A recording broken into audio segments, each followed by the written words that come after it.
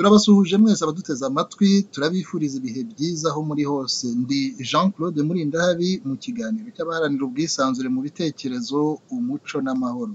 RECP ni ukuvuga Liberté d'expression, culture et paix mu gifaransa.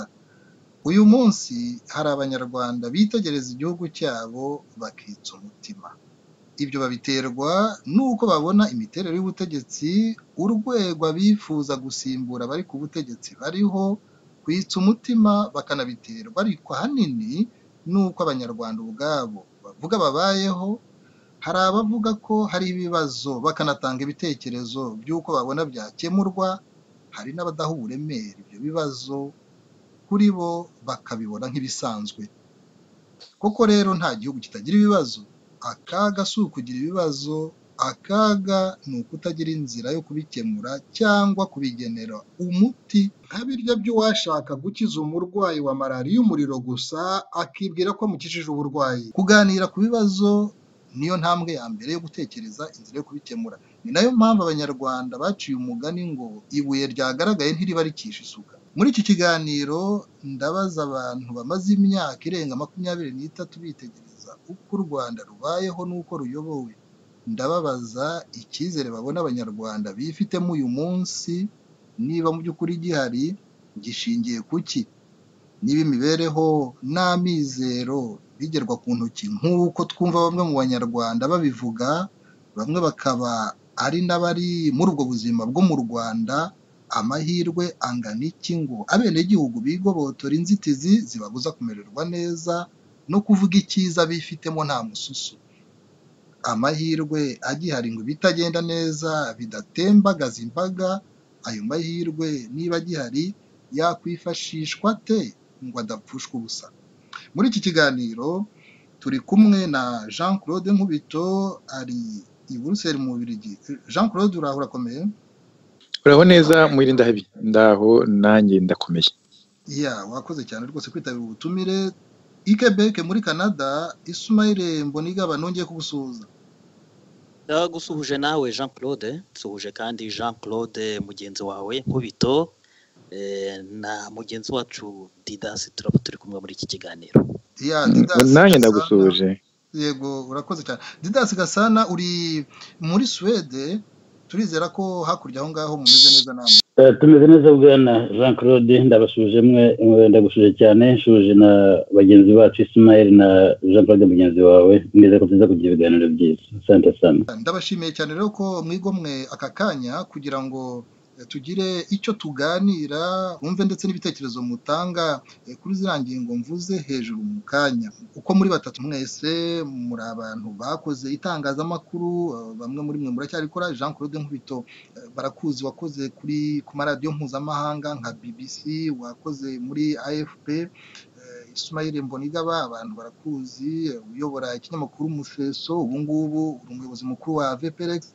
Didas Gasana nawe abantu barakuzi nk'umunyamakuru mu kinyamakuru cyaba Umuseso yaba Newsline, ndetse ubu ngubu ukaba ahanini icyo ukora ari ibijyanye n'ubumenyi mu by'amategeko, aho wunganira abagiye mu nkiko.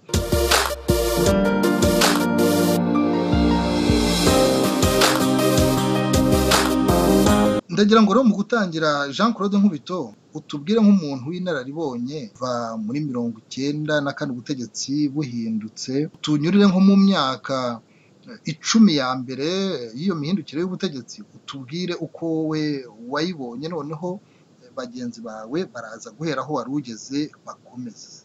Hariho ibintu ngira ngo gutangira muri 94 ngiye mbona ari hafi cyane. Ubundi uko tubona ibintu ubu ngubu byagombye gutangirirwa muri 92. 92 hariho amashyaka menshi, amashyaka yari arimo amashyaka y'intagondwa, ariko hakaba n'amashyaka yagaragazaga ko akeneye ko abantu bafungura amaso kandi hakabaho ubusabane mu banyarwanda. Ayo mashyaka yatumye habaho, hariho benshi batabyishimira ko umuntu abivuga, ariko icyo gihe habayeho ibintu by'ibikorwa bigaragaza gufungurira abandi amarembo, ubushake bwa demokarasi no kubihirimbanira. ni muri icyo gihe habayeho amashyaka yaje hano i Buruseli agerageza guhura na FPR, amashyaka yagiraga amatsiko akavuga atari kuse mwirwa mutubwira ngo izo nyenzi izo nkotanyi zifite imirizo n'amatwi manini, ariko ko twumva bavuga bavugiye ku maradiyo yandi kuva ari abantu bagira amatsiko baza kubareba hano mu Bubiligi. Ndabyibuka hari harimo amashyaka ya MDR, hari harimo PDC, ni bako na inzira yayoboraga PDC icyo gihe, ari mu bazanye na Twagiramungu ahari na PL ndetse na PSD. Icyo gihe wabonaga ko kuba hariho abantu batavuga rumwe n'ubutegetsi bari hanze y'igihugu, hariho abantu bari mu gihugu batavuga rumwe n'ubutegetsi bifuza kuba bareba abo bantu batekereza kimwe n'abari ko batabana nabo. Hanyuma niba mubyibuka neza habaye n'umupira wa volley wahuje urubyiruko rw'ishyaka PSD n'urubyiruko rw'ishyaka FPR. Ibyo bintu uko gufungura amaso no kwifuza kumenya icyo ndatekereza no kumureba no kugira amatsiko yo kumumenya, kuko muhujwe n'icyo gihugu, muhujwe n'urwo rurimi, muhujwe n'urwo rukundo rw'igihugu, ko nta munyarwanda wanga u Rwanda. Ni nabyo byatumye n'amasezerano yarusha ashoboka, nibyo byatumye n'igitekerezo cyo kuba habaho imikirano gishoboka, kuko mu gihugu no hanze yacyo hari harimo ubushake bwo kuvuga ngo ariko ubundi dupfa iki dupfana iki. Bagasanga bafite icyo bapfana, bapfana icyo gihugu, baba bafite icyo bapfana urwo rurimi, ariko hari abababajwe nuko ari impunzi kandi nabo bakeneye kuba mu gihugu batagifite. Bituma haba ubwo bushake, ndetse na emerende yari ku butegetsi icyo gihe butsimbarayeho, amashyaka ari ku butegetsi akenshi na kenshi anabutsimbararaho. Ibi bikora itabyemera, ariko irabyemera, yemera ko habaho imishyikirano, ikayidindiza, igakora bariyeri mu gihugu hasi nk'igice kimwe cy'amasezerano, bakageza ruhengeri kubwira abaturage ngo bavuye ko badashaka amasezerano. Ibyo byabayeho, yenda simbitinda kugira ngo ntagira abo ndakaza bari mu butegetsi ngo bari no muri abo bafataga amabariyeri babuza abantu ko amasezerano yasinywa. Ariko icyo nshaka kuvuga nuko muri iyo myaka mu Rwanda abantu bagaragaje ubushake bwo kubona abandi banyarwanda bari hanze yarwo, yego barwana ariko bafite n'ibindi bitekerezo byo gutaha, kuko ubundi kurwana ntabwo umushinga wari wo kurwana. Nta muntu ugira umushinga wo kurwana nta kintu kibamo. Umuntu arwana kubera ko yabuze icyo ukundi yabigenza, noneho agamije ko hatabaho impamvu yongera gutuma arwana. Byarabaye icyo gihe. Nyuma yaho rero ngira ngo hari ikibazo cyabaye, kuko buriya jenoside yatumye ibintu byinshi cyane byangirika, agaciro k'amasezerano rushaka gake. Sinzi niba hari umuntu muri mwe ujya ufata umwanya agasoma ariya masezerano. Nayo masezerano nubwo bwose bamwe bashobora kuyanenga, ari mu masezerano make yahaye buri muntu uburenganzira bwo kuganira n'undi, kandi birenze nuko mutekereza ko yari imishyikirano. Arusha yiswe amasezerano ariko aturutse mu mishyikirano, ariko ntabwo ari amasezerano aturutse mu mishyikirano. Mu by'ukuri ni amasezerano aturutse mu biganiro, kuko nubwo habaye imigabano ry'ubutegetsi nka rimwe ruturuka mu mishyikirano, hari ibitekerezo byinshi byahavuzwe birebana mu by'ukuri no ko abanyarwanda ubwabo babanye, kuko urabona ko bavuze ibintu by'ubumwe bw'abanyarwanda, bakavuga uburenganzira bwa muntu, bakavuga ibibazo by'amasambu mu Rwanda. Nubwo byaje kurangizwa n'igabana ry'ubutegetsi, ariko ibintu byarusha, ibintu byabereye Arusha si imikirano mbere y'ibindi byose, ni ibiganiro aho buri muntu wese, nubwo bwose u Rwanda, abaturage bo mu Rwanda bari bahagarariwe na leta, ariko hari n'amashyaka biyumvamo nayo yarariyo. Nko mu munota umwe rwose wirukanse, noneho utwereke uko ubutegetsi nyuma y'uko buhindutse, wenda kubera ko nari nguciye mu ijambo ushobora no kuganisha uko bwaje guhinduka. Noneho bumaze guhinduka uko bwigaragaje mu gihe cy'imyaka 10, ni ukuvuga kugeza nko mu mwaka w'2003 gutyo. Noneho icyo gihe impamvu bwagiye bwigaragaza. Yego, nari nagombye gusubira inyuma kubera ko hari ako kantu abantu batajya babona, ari nako kari mu mitima y'abantu benshi bo muri generasiyo yazacu, abantu barengeje imyaka 40 bagifite iyo nyota ya demokarasi babonye muri 1991, 1992, 1993. Jenoside ikaza kubisenya byose, ariko abo bantu babonye demokarasi kuyibakuramo biragoye. Noneho uti byagenze bite 1994 ibaye jenoside ibaye abantu benshi muri abo bari baraharaniye demokarasi muri 1992 na 1993 barishwe bangango, barishwe ba Nzamurambo Federico, barishwe abantu benshi murabizi. Harishwe n'abaturage bajyaga bajya muri izo mitingi, b'abahutu b'abatutsi barishwe. Noneho jenoside inakorwa, ni nacyo kibazo cyagoye, kuko yakozwe mu izina ry'ubwoko. nubwo tuvuga ibyo mu mijyi aho interahamwe zahagurukaga nk'imitwe irwanya abatutsi ikajya kubica mu biturage abaturage hagati yabo ni ukuvuga ngo umuntu yagiye yica umuturanyi we. Ariko mbabarira Jean-Claude Nkubito kuko tuhise tugenda gutyo nk'abakiri batoya ntabwo baba bagize amahirwe yo kumenya wari ukomoje rwose ku masezerano kandi amasezerano y'amahoro kandi wagize neza kubivuga, ariko abantu bakwiye kumenya ukuntu atagiye mu bikorwa kuko icyagomba gukurikiraho nyuma yo kuyasinya inzira byagomba kunyuramo nuko abagombaga kurahira kugira ngo hajyeho ubundi ubutegetsi bw'inzibacyuho bitunyuremo muri make abantu bamenye na jenoside ijya gutangira aho byari bigeze kugira ngo atangire kujya mu bikorwa. Amasezerano yarusha amaze gusinywa mu kwa munani yemeje ibintu bimwe mu byari byemejwe nayo byaratangiye gukorwa, ni ukuvuga ngo abasirikare ba FPR bo kuzarinda abategetsi bayo bazaba bari muri guverinoma no muri parlement no mu nteko ishinga amategeko bazanywe muri CND i Kigali. Noneho bya bindi navugaga by'uko ubutegetsi amashyaka ari ku butegetsi agerageza kubugundira ku ngufu byarabaye. Hari abantu bari muri MRND icyo gihe bakoze ku buryo amasezerano yarusha atajya mu bikorwa bo ubwabo mbere ku ntangiriro, bakora ku buryo baca ibice mu mashyaka yanaharaniraga ko amasezerano yarusha abaho. Nibwo havutse amashyaka y'uduce tumwe za CDR za PECO. Noneho ayo mashyaka amwe habaho igitsinda rimwe rijya ku ruhande rwa MRND. Iryo tsinda rikaba rivuye hakaba hari nk'ibice bivuye muri PL, bivuye muri MDR, bivuye ngira ngo no muri PSD bijya kuri MRND bifatanya na MRND kurwanya bimwe mu byemezo by'amasezerano yarusha. Hakaba n'ibindi bice bisigara bivuga biti twaharaniye demokarasi, twemeje ko amasezerano yarusha asinywa, turashaka ko ashyirwa mu bikorwa. Nibwo mubona benshi ubona bari barangajwe imbere na twagira mu ngo. Noneho icyo gihe abasirikare ba FPR bamaze kugera i Kigali, hagaragaye abantu basa nkaho mu by'ukuri bari mu mashyaka ya politiki akorera mu gihugu ariko biyumva nka FPR. Niyo mpamvu hakomeje kugaragara abantu noneho basa nk'abasatira FPR bakayisanga aho yari muri CND bakaganira nayo, ariko bikaba byari byaturutse muri bya bindi navuze kare by'uko abantu bo mu Rwanda bari bafite amatsiko yo kureba nabo bantu bari n'abavandimwe babo. None ukeka ko umuntu wahunze uwo bantu bose bari hanze ntibafite bene wabo mu gihugu, kumva ko hari abavandimwe bawe baje muri CND cyangwa se n'ahandi hose wajya kubareba.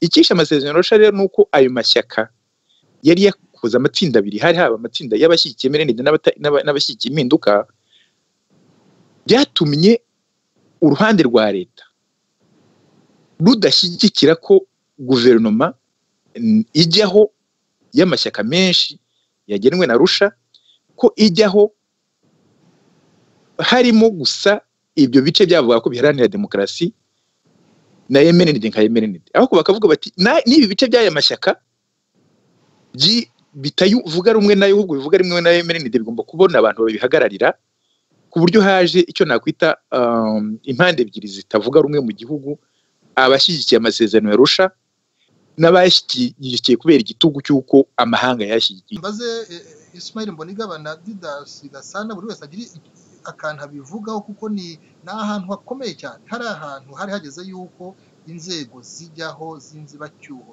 yaguye. Ngira ngo niba nibuka neza Perezida Juvenal Habyarimana we yarahiye mu kwezi kwa mbere umwaka w'1994. Yego. Yari ku ruhande nyine wari uri ku butegetsi, nicyo gice wavugaga gisa wavugaga niba nakumvise neza yuko badindije ishyirwa mu bikorwa by'ayo masezerano. Ndagira ngo numve icyo bagenzi bacu bandi babivugaho. Ismail Mbonigaba hanyuma na Didas Gasana akurikireho. Urakoze Jean-Claude. Gushyiraho inzego zari ziturutse ku masezerano yarusha byari byatangiye gushyirwa mu bikorwa, nyuma byaje kudindizwa n'iki? Byaje kudindizwa nuko nyuma y'uko Perezida Habyarimana arahira kuba Perezida wa Repubulika w'inzibacyuho, hagombaga kurahizwa na guverinoma ndetse n'abadepite bagize inteko ishinga amategeko. Icyo gihe rero kubera yuko uruhande rwa MRND rwari rufite impungenge yuko rugiye gutakaza ingufu, wasangaga rukurura muri twa dushyaka tundi twari dukikije, rushaka uburyo rwakwigarurira abantu ngo rwongere umubare. Ku rundi ruhande habaga hari FPR nayo yakururaga ishaka kongera umubare.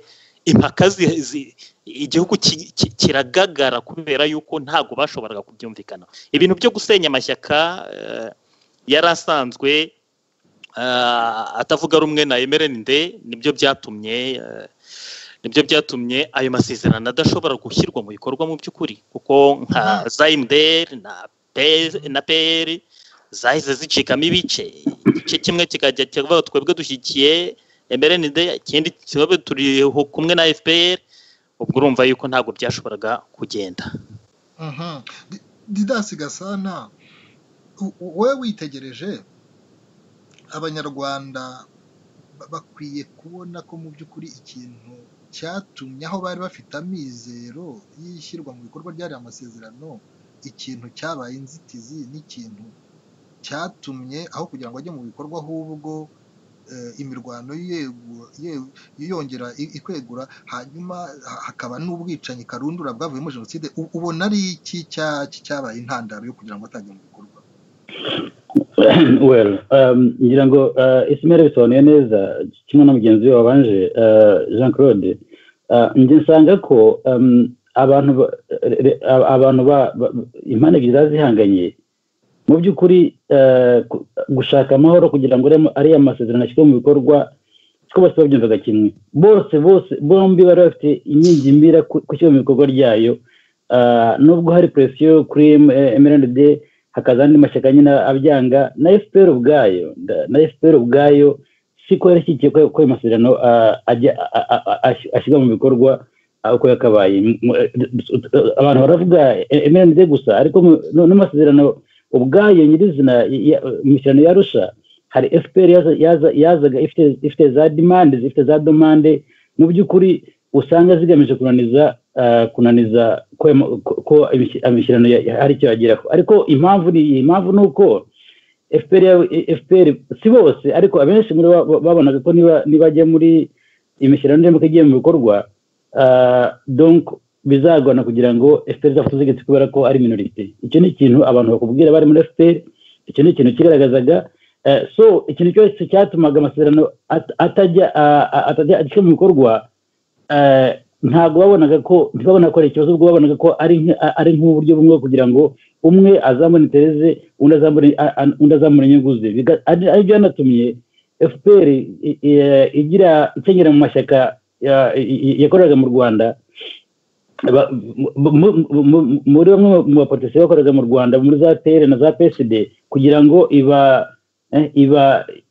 mbese ibasaba kunaniza ko iyo mishyirano cyangwa se amasezerano ashyirwa mu bikorwa. So impamvu ni imwe rero, impamvu ni ukuntu ubutegetsi ari FPR ashaka ubutegetsi kubwiherera bwose, ari na MRND byarayigoye, ari n'ayo mashyaka nayo ashaka kugira representation umuntu uza mu butegetsi bushyashya. Muri make rero ni irari ry'ubutegetsi, ni ukuntu ubutegetsi ni gushaka kwikura ubutegetsi, ari nabyo Jean-Claude Nkubito yatangira atubwira byateye ibibazo u Rwanda kuva igihe cya Rucunshu kugeza igihe cya 1959 kugeza igihe cya Repubulika ya mbere kugeza igihe cya Habyarimana kuri Repubulika ya kabiri kugeza n'ejo bundi 1994. Irari ry'ubutegetsi, gukunda ubutegetsi n'ibyo byatumye u Rwanda rushika rugeza ubu ngubu. Ndumva ko nabwira muri make bwana Jean-Claude. Hanyuma ikintu nyine cyaje no kuba imbarutso yo kugira ngo ibintu byose bitembagare, harimo nari yaraswa ry'indege. Ntago ngira ngo ibyo bintu tubitindeho kuko byasaba n'ikindi kiganiro, ariko noneho nibyo byaje bisopanya ibintu byose aho byari bigeze. Hari hakiri ibyo cyo guseta ibirenge, ariko noneho haboneka noneho n'ikindi kintu cyo kubitembagaza burundu. Jean-Claude Nkubito, ushatse wagira icyo ubivugaho ako kantu nkomojeho kabaye kahise gatuma igihugu kigwa mu kaga, hanyuma ugahita ukomeza ukatwereka ukuntu ubutegetsi bwaje kwigaragaza. Ubutegetsi bwaje kwigaragaza kugeza mu 2003, nyuma yaho naho turaza kwanyura twihuta, ariko bwigaragaje bute? Abantu babubonye bate? Ngira ngo tugaruke yenda kuri icyo kintu cy'indege. Indege iraswa yabaye nk'uko waba ufite umuntu urwaye, akaba arwaye umutima uvurwa kwa muganga, noneho yaba yaramaze kujyamo atangira kugarura agatege nanengeye kuvuga ngo ubuyanja ariko numvise ko bitakyemewe hagakubita inkuba kwa muganga. Urabona wa muntu wari ufite ikibazo cy'umutima ubwabyo ni ikibazo gikomeye. Noneho yagira ngo atangiye koroherwa, yagira ngo atangiye guhaguruka ngo yijajare, inkuba igakubita mu gihugu cyangwa hafi yaho ibitaro biri, wa mutima ugasimbuka, uwo muntu ahita apfa. Kubera ko uwo mutima n'ubundi nta hantu wari ufashe. Iriya ndege yarashwe mu gihe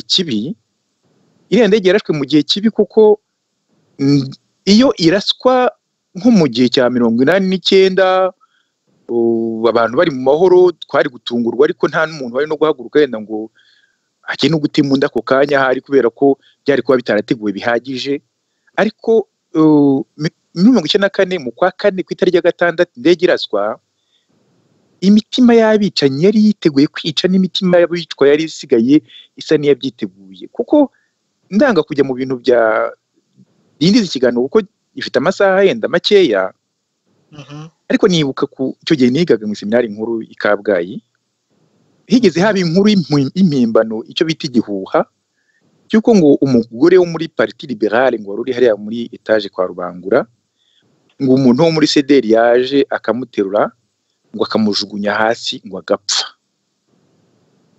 Noneho ibyo bintu ngira ngo harimo bamwe batabyibuka, wabavugaga iyo nkuru bayikwizaga bavuga ko uwo mugore wo muri PL kandi hari kuwa 4 ngo kuwa 4 nta mitingi zibaho, nta muntu ugenda yambaye ibiranga amashyaka, nta na kontrol ryo ku mashyaka ryari hari, ariko bavuga ko umuntu wo muri CDR yamufashe akamusanga yambaye imyenda iranga amashyaka ya PL icyo gihe yitirwaga abatutsi.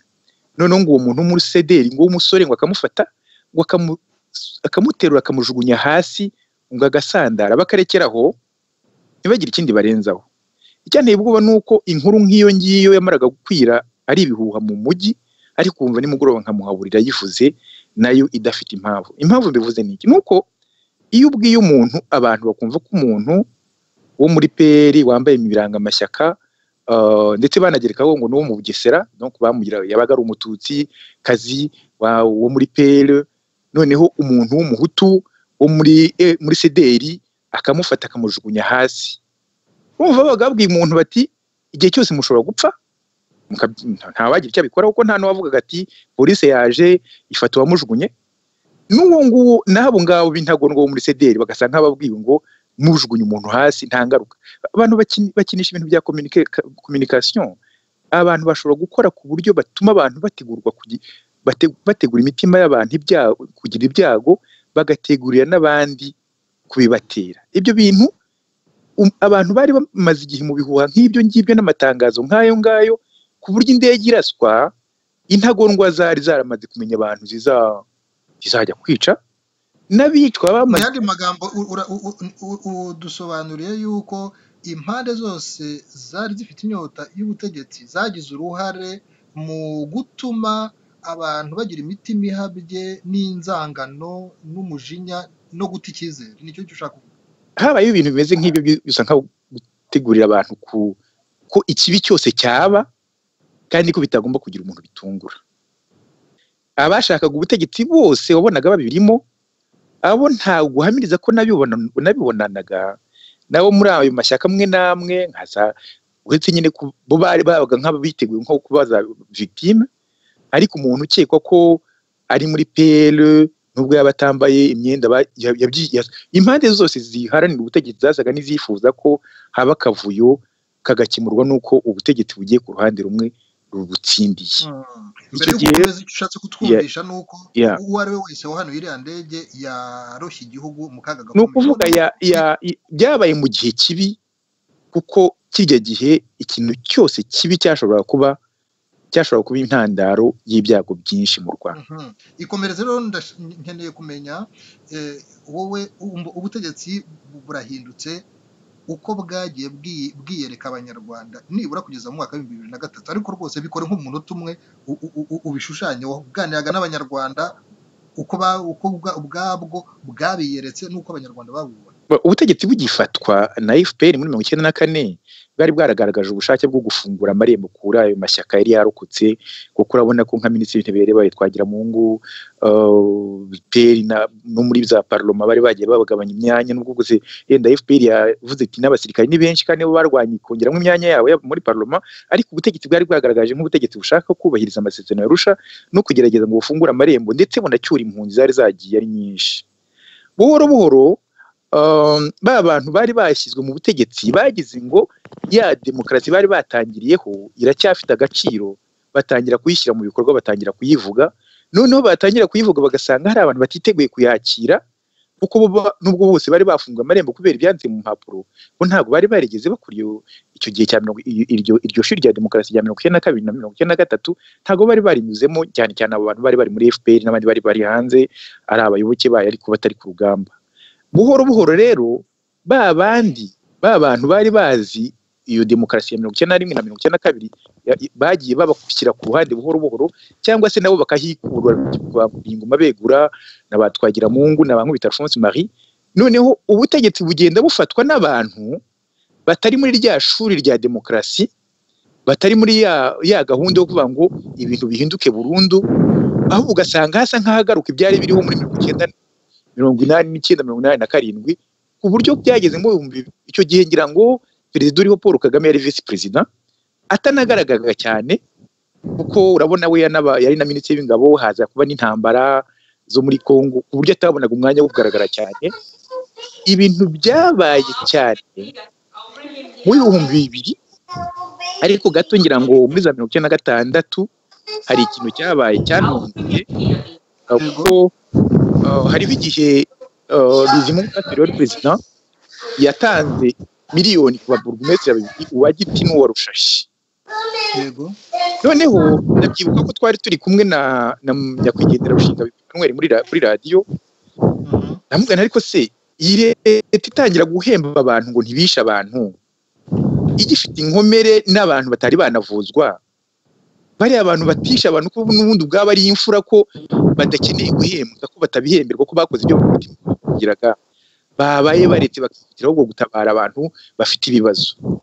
Rushinga bigwa arambwira ati ariko ati nanjye ndabyumva, atari ku ikibazo no kwireta ubiyibwiye none nta n'intege ifite, ati waba uyihungabanyije. Bigaragara ko abantu bari bafite kakoba ko gusubira inyuma haho bari. Noneho amakosa nk'aya akaba, abantu bagahumiriza kuvuga ngo buriya ngo leta irakishakisha ngo twubake abantu bose bari barigize abafundi. Tugeze mu 2000 rero niho abantu babonye ko ari ikibazo gikomeye, aho noneho bya bindi byarebaga abaturage batinya kuvuga, n'abadepite bari basigaye batinya kuvuga. Muribuka ibibazo bya Sebarenzi mu nteko ishinga amategeko, aho abantu bagiye hari bakajya muri ibintu ngo ntiyakoze, ngo afite ubufunguzo bwa toilette zo muri parlement ntizikorwa. Ibyo kubirega perezida w'inteko ishinga amategeko bwabyo byerekana ko abantu badafite umwanya wo gukora akazi bashinzwe, bakita ku bintu bitabareba. Ntabwo mbona umuntu w'umudepite uretse na perezida w'inteko ishinga amategeko burana n'ibyo bintu by'amasuku muri parlement. Byatumye rero abantu bagera igihe basigara mu tubazo dutoya tudafite n'agaciro katwo, ahubwo ibibazo by'igihugu ntibongera kubyitaho. Bituma ngira ngo nabizi mu pasiteri yegura muri iyo minsi, kuko burya nawe hari ibibazo nk'ibyo bito wabonaga ibibazo byihutirwa batabireba, ahubwo bari ibibazo bitanagombye no gutindwaho, bitari n'ibibazo bwabyo. Noneho ubutegetsi bugenda buraho abantu batekereza. Sinzi niba barabikoraga muri gahunda bapanze, cyangwa se niba abaturage ubwabo bararebaga bakareba ubutegetsi bwa gisirikare bagabutinya. Ariko ikigaragara nuko byarangiye ari uko Perezida Kagame abaye perezida, noneho yamara kuba perezida ubutegetsi bwe noneho ari nabwo tubona ubu ngubu. Ariko imyaka yabanjirije ko afata ubutegetsi yabaye imyaka yo guhungabana ku bantu benshi cyane, ku buryo umuntu atamenya aho bituruka. Urakoze cyane Jean-Claude Nkubito. Noneho negere Ismail Mbonigaba na Didas Gasana, mwumvise ibyo Jean-Claude Nkubito yadutekerereje, ariko nagira ngo mu bigarukaho nk'umunota umwe mbere y'uko turenga umwaka w'2000 tugana 2003 kugeza mu 2010 kugeza ndetse no uyu munsi, uko ubutegetsi bwagiye bwiyereka abo buyobora, ibyo bwabakoreye, uko babyakiriye, ingaruka nziza cyangwa mbi byagiye bibageraho. Hari abantu Jean-Claude Nkubito yakomojeho barimo Faustin Twagiramungu wabaye minisitiri w'intebe wa mbere wa nyuma ya mirongo ya jenoside, hari Seth Sendashonga wari minisitiri w'ubutegetsi bw'igihugu. Abo bantu mu myaka ya za 1995 barahunze nyuma yo kuvuga ibibazo babonaga ubwabo bakavuga ko bikwiye gukosora. Ismail Mbonigaba, muri make icyo gihe abanyarwanda bumvise ko ibibazo bihari cyangwa bagize ngo ni ay'abanyapolitiki? Jean-Claude, buriya jenoside imaze kuba mu Rwanda, igihugu urumva ko cyari kigeze mu ndiba, nta handi ho kujya hasi hari hakihari.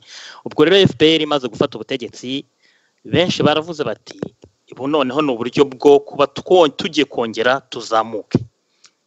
Kuba rero yari yafashe bariya bantu bamwe batavugaga ubutegetsi na Habyarimana ikabashyiramo, ndetse nzi yuko hari n'abantu bo mu ngabo za Habyarimana bashyizwe mu ngabo nshya.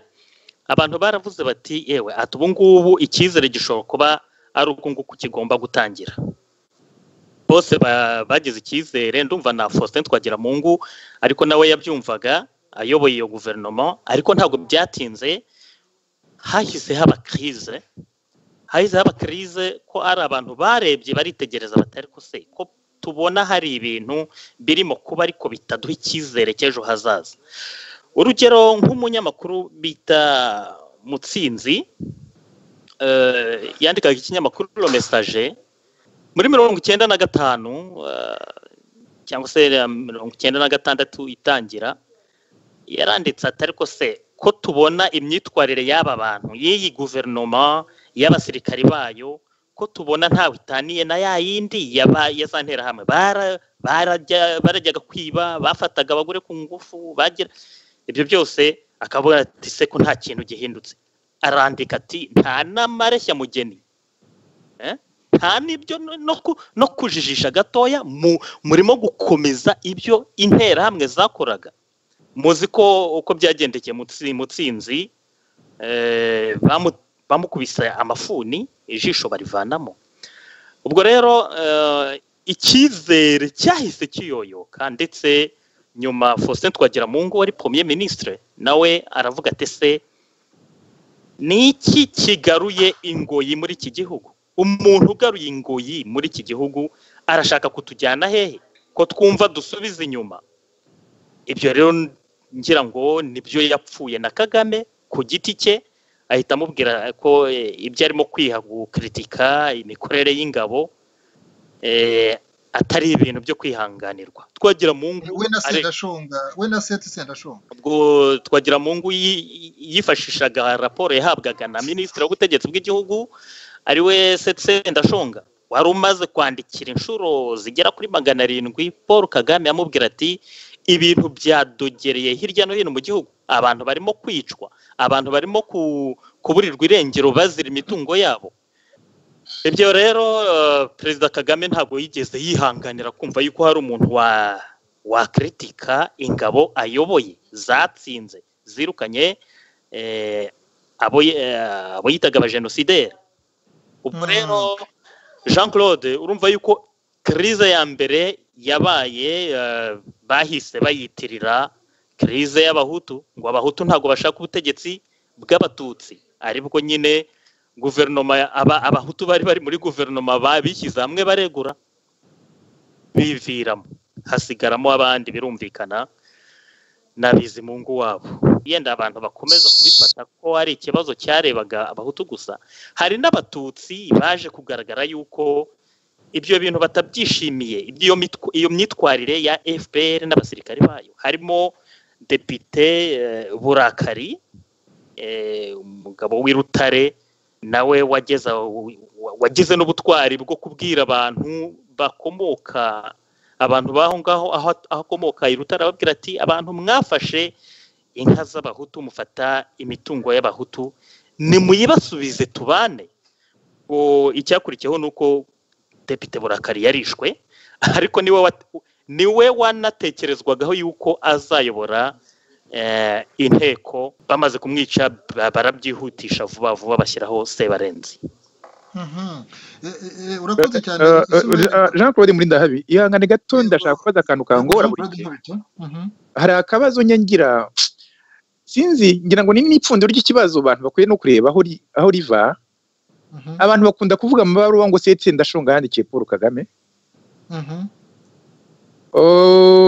ngewe hari abantu bakunda kuvuga ko Seth Sendashonga yakoze ibintu byiza cyane nge ntabwo namumenye by'umwihariko naramumenye kuko nari ndi mu gihugu ndi n'umunyamakuru ahari nawe ari ministre ariko kumva ngo umuntu w'umuministre yandikira mu ministre mugenzi w'amabaruwa 600 umuministre babanye ku rugamba mu ishyamba nge mbona ko ari ikibazo gikomeye tutashobora gusubizwa na Seth Sendashonga ko atakiriho ariko twagumye gusubizwa na systeme yakoreragamo bishoboka bite ko abantu bakorera muri guverinoma imwe bari no mu ishyaka rimwe aho guhura ngo baganire bandikirana amabaruwa nukuvuga ngo ikibazo cyabayeho mbere hose aho kuganira hagati ya Seth Sendashonga na Paul Kagame utabaye kuganira ko abantu basabana ahubwo kwabaye kuganira ku mabaruwa nuvuga ngo bose nta numwe ntawizeraga icyo kimenye utarakomeza hari amanama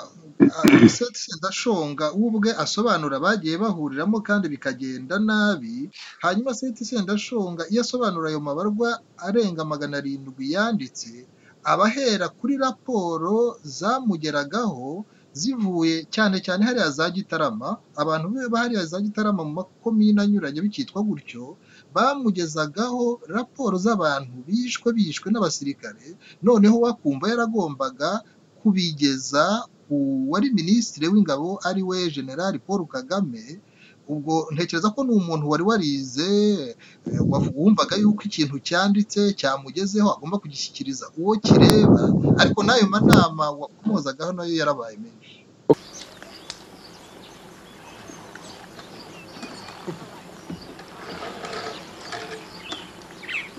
Entre le moment où l'armée patriotique rwandaise se rendait maîtresse de chaque localité, à peu près jusqu'au mois de septembre 1994, l'armée patriotique rwandaise en fait tuée et massacrée à grande échelle.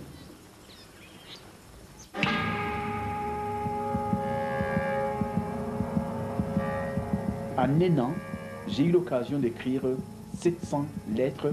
Cela représente un minimum de 2 lettres par jour, où je mettais en garde le vice-président, Jean-Claude Kagame, et le mettais au courant des choses que l'armée avait faites. Je disais au Jean-Claude Kagame que si on ne fait pas attention, les gens ne feraient plus la différence entre le régime que nous avions chassé du pouvoir et nous-mêmes, parce que notre armée commençait à faire la même chose. Le général Kagame y a réagi en disant que de l'un, il ne se considérait pas comme lié de répondre à des lettres.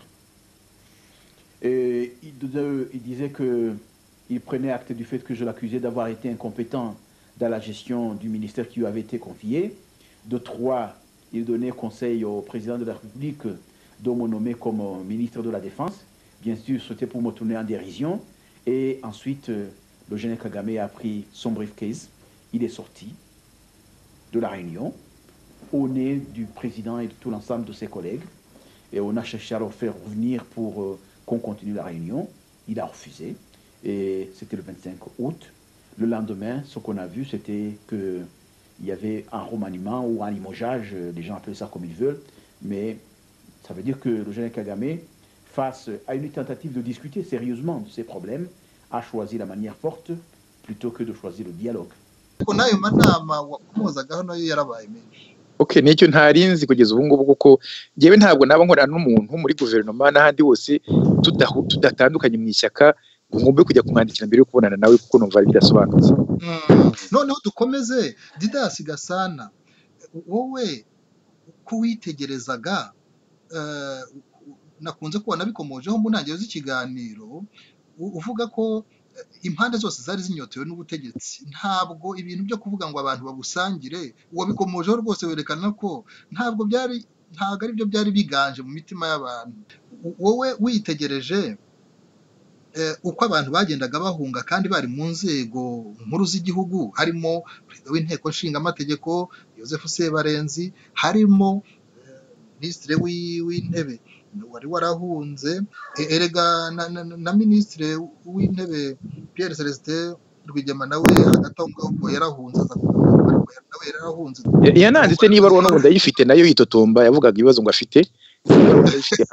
Ni ukuvuga ngo u Rwanda rwari rufite muri iyo myaka perezida w'inteko ishinga amategeko hanze y'u Rwanda yarahunze, abaminisitiri 2 b'intebe n'abaminisitiri basanzwe muri guverinoma bari muri iyo ngiyo ya nyuma 94 barenga 10 bari barahunze. Didas Gasana, hagati aho abanyarwanda bari basaga nkaho bamwe bagifite icyizere ko ibintu bishoboka. Wowe wabibona gute? Kugeza mu 2003 na 5. Asante sana kuri kibazo, nanashimire bagenzi basobanuye. Abanyarwanda baribeshye, twese twaribeshye. Twibeshye ko 94 nyine ko iriya leta mu isi y'ubumwe wenda ikaba arimo abantu batandukanye ari intangiriro nshya y'igihugu cy'u Rwanda. Ariko siko mu by'ukuri byari bimeze. Nanakosore gatoya, mugenzi wacu Jean-Claude Nkubito watubwiye ko leta ya FPR bari abantu ba FPR ngo bashaka gukorana n'abandi bantu. Buriya kugira ngo bemerere twagira nko kuza ko Prime Minister ntabwo byavuye ku bushake bwabo, byavuye kuri presiyo ya Communauté Internationale. Niyo babwiye ko twajya mu Bubiligi, bazana Communauté Internationale yaje kumusaba kujya mu Rwanda agakorana na FPR, ariko mu by'ukuri ntabwo FPR yabishakaga. Ko ndabyibuka neza, murebye ikinyamakuru muri Monitor cyo muri Uganda icyo gihe, FPR bafite amashyaka ko yitsindiye, ko nta mpamvu yo gukorana n'abantu ngo bataye urugamba. So mu by'ukuri FPR yo yashakaga pouvoir absolu, yashakaga imbaraga zirenze izo Arusha amasezerano yabahaye, no kugira ngo abasirikare bamwe na bamwe bahoze muri leta ya Habyarimana cyangwa se bahoze mu mashyaka yari bakurikirane, bashaka gutanga some semblance kugaragaza ko ari leta y'ubumwe. Ariko mu by'ukuri ipfundo rya pouvoir politique, ipfundo rya politike mu gihugu ya FPR, kandi nanone mu by'ukuri urebye ishingiye ku bantu bakeya, Kagame na bagenzi be. Niyo mpamvu navuga ko ntuza ishyaka rya FPR cyane institution ya vice presidence ariyo yari nk'ipfundo rya pouvoir politique mu Rwanda. Institution ya Prime Minister Twagiramungu cyangwa se institution ya presidence ya Bizimungu, mu by'ukuri ntabwo twita ibintu uko bimeze. Ntabwo abari bafite imbaraga, mu by'ukuri bari bafite imbaraga. President ntabwo yari afite imbaraga nk'izo vice president yari ifite, nubwo Kagame yari vice president.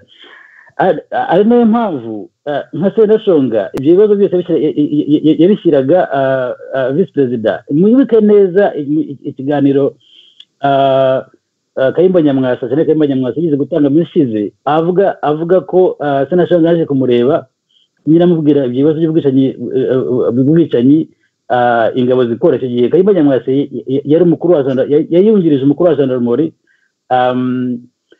So ikuvuga ngo Sendashonga nawe yigeze abona ko nta pouvoir afite, nta bintu byamurenze, kimwe na Twagiramungu, kimwe na Babizimungu. So Twagiramungu ze kwegura na Sendashonga baregura na bagenzi babo bari abamare Nkubito, kubona ko donc icyo bari biteze kuri iriya leta, icyo babonaga ko bagiye gushyira ibintu mu buryo, hari undi muntu cyangwa se abandi bantu batabyumvaga kimwe, kandi abantu batabyumvaga kimwe ari bo pfundo ry'ubutegetsi.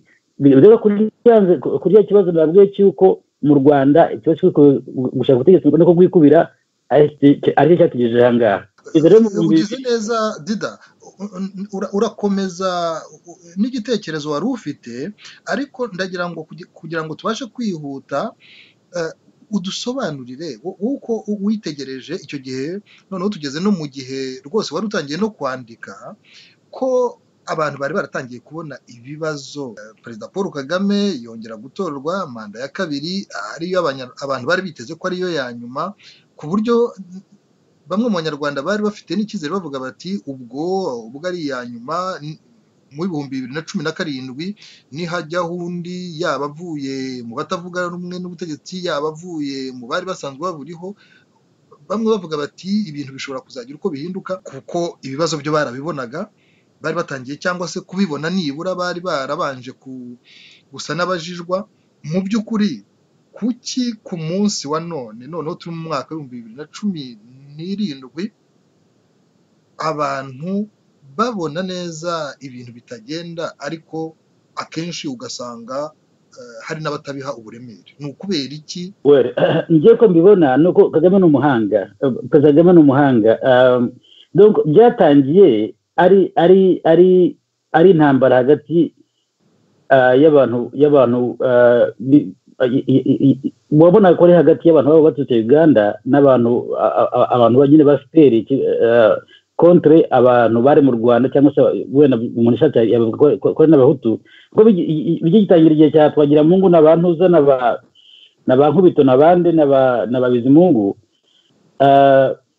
Hari apire kuvuga ngo bano abantu bahutu barashaka kudusubiza muri dominance majoritaire, majorité dominance, ngo bano bantu muzu ndakubwira nje ndabwira ibintu abantu bajye bavugira mu masaro yabo, cyangwa se gutinya yuko abahutu bashaka kongera gutegetsi bakaba bateza ibibazo nk'ibyo abatutsi bagize mbere. So ugasanga noneho mu gihe ugasanga abatutsi ntibabona ibibazo mu by'ukuri abahutu no gucamo, nubwo hari abatutsi bakeya nka Burakari Ismail tubwiye, cyangwa se Majoro Furuma, cyangwa se ba Ruzibiza na ba Ruyenzi n'abandi, ariko ntibari benshi. Ariko noneho ibibazo byaje n'impamvu nko mu 2003 mu matora ya 2003 n'igihe twagira Mungu abantu benshi ko amajwi bayibye ibyo, ariko wasanga hari igihunga cyane cyane mu batutsi kivuga ko kugira ngo wemerere akanya tuva muri bino bibazo bya jenoside, kwemerera umuntu uturutse kuri NT kote byateza ikibazo. Ariko noneho abahutu babibona kimwe n'abandi bantu bategera muri ibyo by'amoko babibona. Bigeze rero mu 2010 hagati aho ariko nubwo hagiye habamo ibibazo bya repression, nyine ntago demokarasi ntabwo yagiza mu gihugu yakomeje kumeza isubira hasi. Mu 2010 rero igihe cyaba Victoire Ingabire n'abantu zana ba Berenagane n'abafineze n'abandi, hari Perezida Kagame nk'umuntu ushaka pouvoir absolu, ushaka ubutegetsi bwose mu Rwanda, ariko noneho akagira capital politique yo kura mu batutsi bumva ko haramutse hagize umuhutu wajya ku butegetsi ako kanya bakiva muri jenoside, bakiva mu bintu byawe mu Rwanda, bumva bataremera neza ko bashobora kugira umutekano. Hari ikintu buriya mu ntuza mu karere bita ntuza excitation threat, yuko abatutsi badafite umuyobozi, badafite umututsi nka perezida w'igihugu, nta wundi muntu ushobora kubaha garanti y'amahoro. Icyo rero iyo capital politique sociale niyo Kagame yagendaga yigisha mu batutsi, mu gatsiko ke, mu bantu bake, ariko no mu batutsi b'abaturage, ba mama wawe, ba mama banjye, ba mama bandi, bavuga bati muragira ngo umuntu muzi ibintu tuzemeje ubundi muragira ngo dusubira twavuye. So noneho bigeze mu 2010 cy'aba batutsi bafitiye ubwoba ko abahutu bashika ku butegetsi bakongera bakabura security, bakabura umutekano.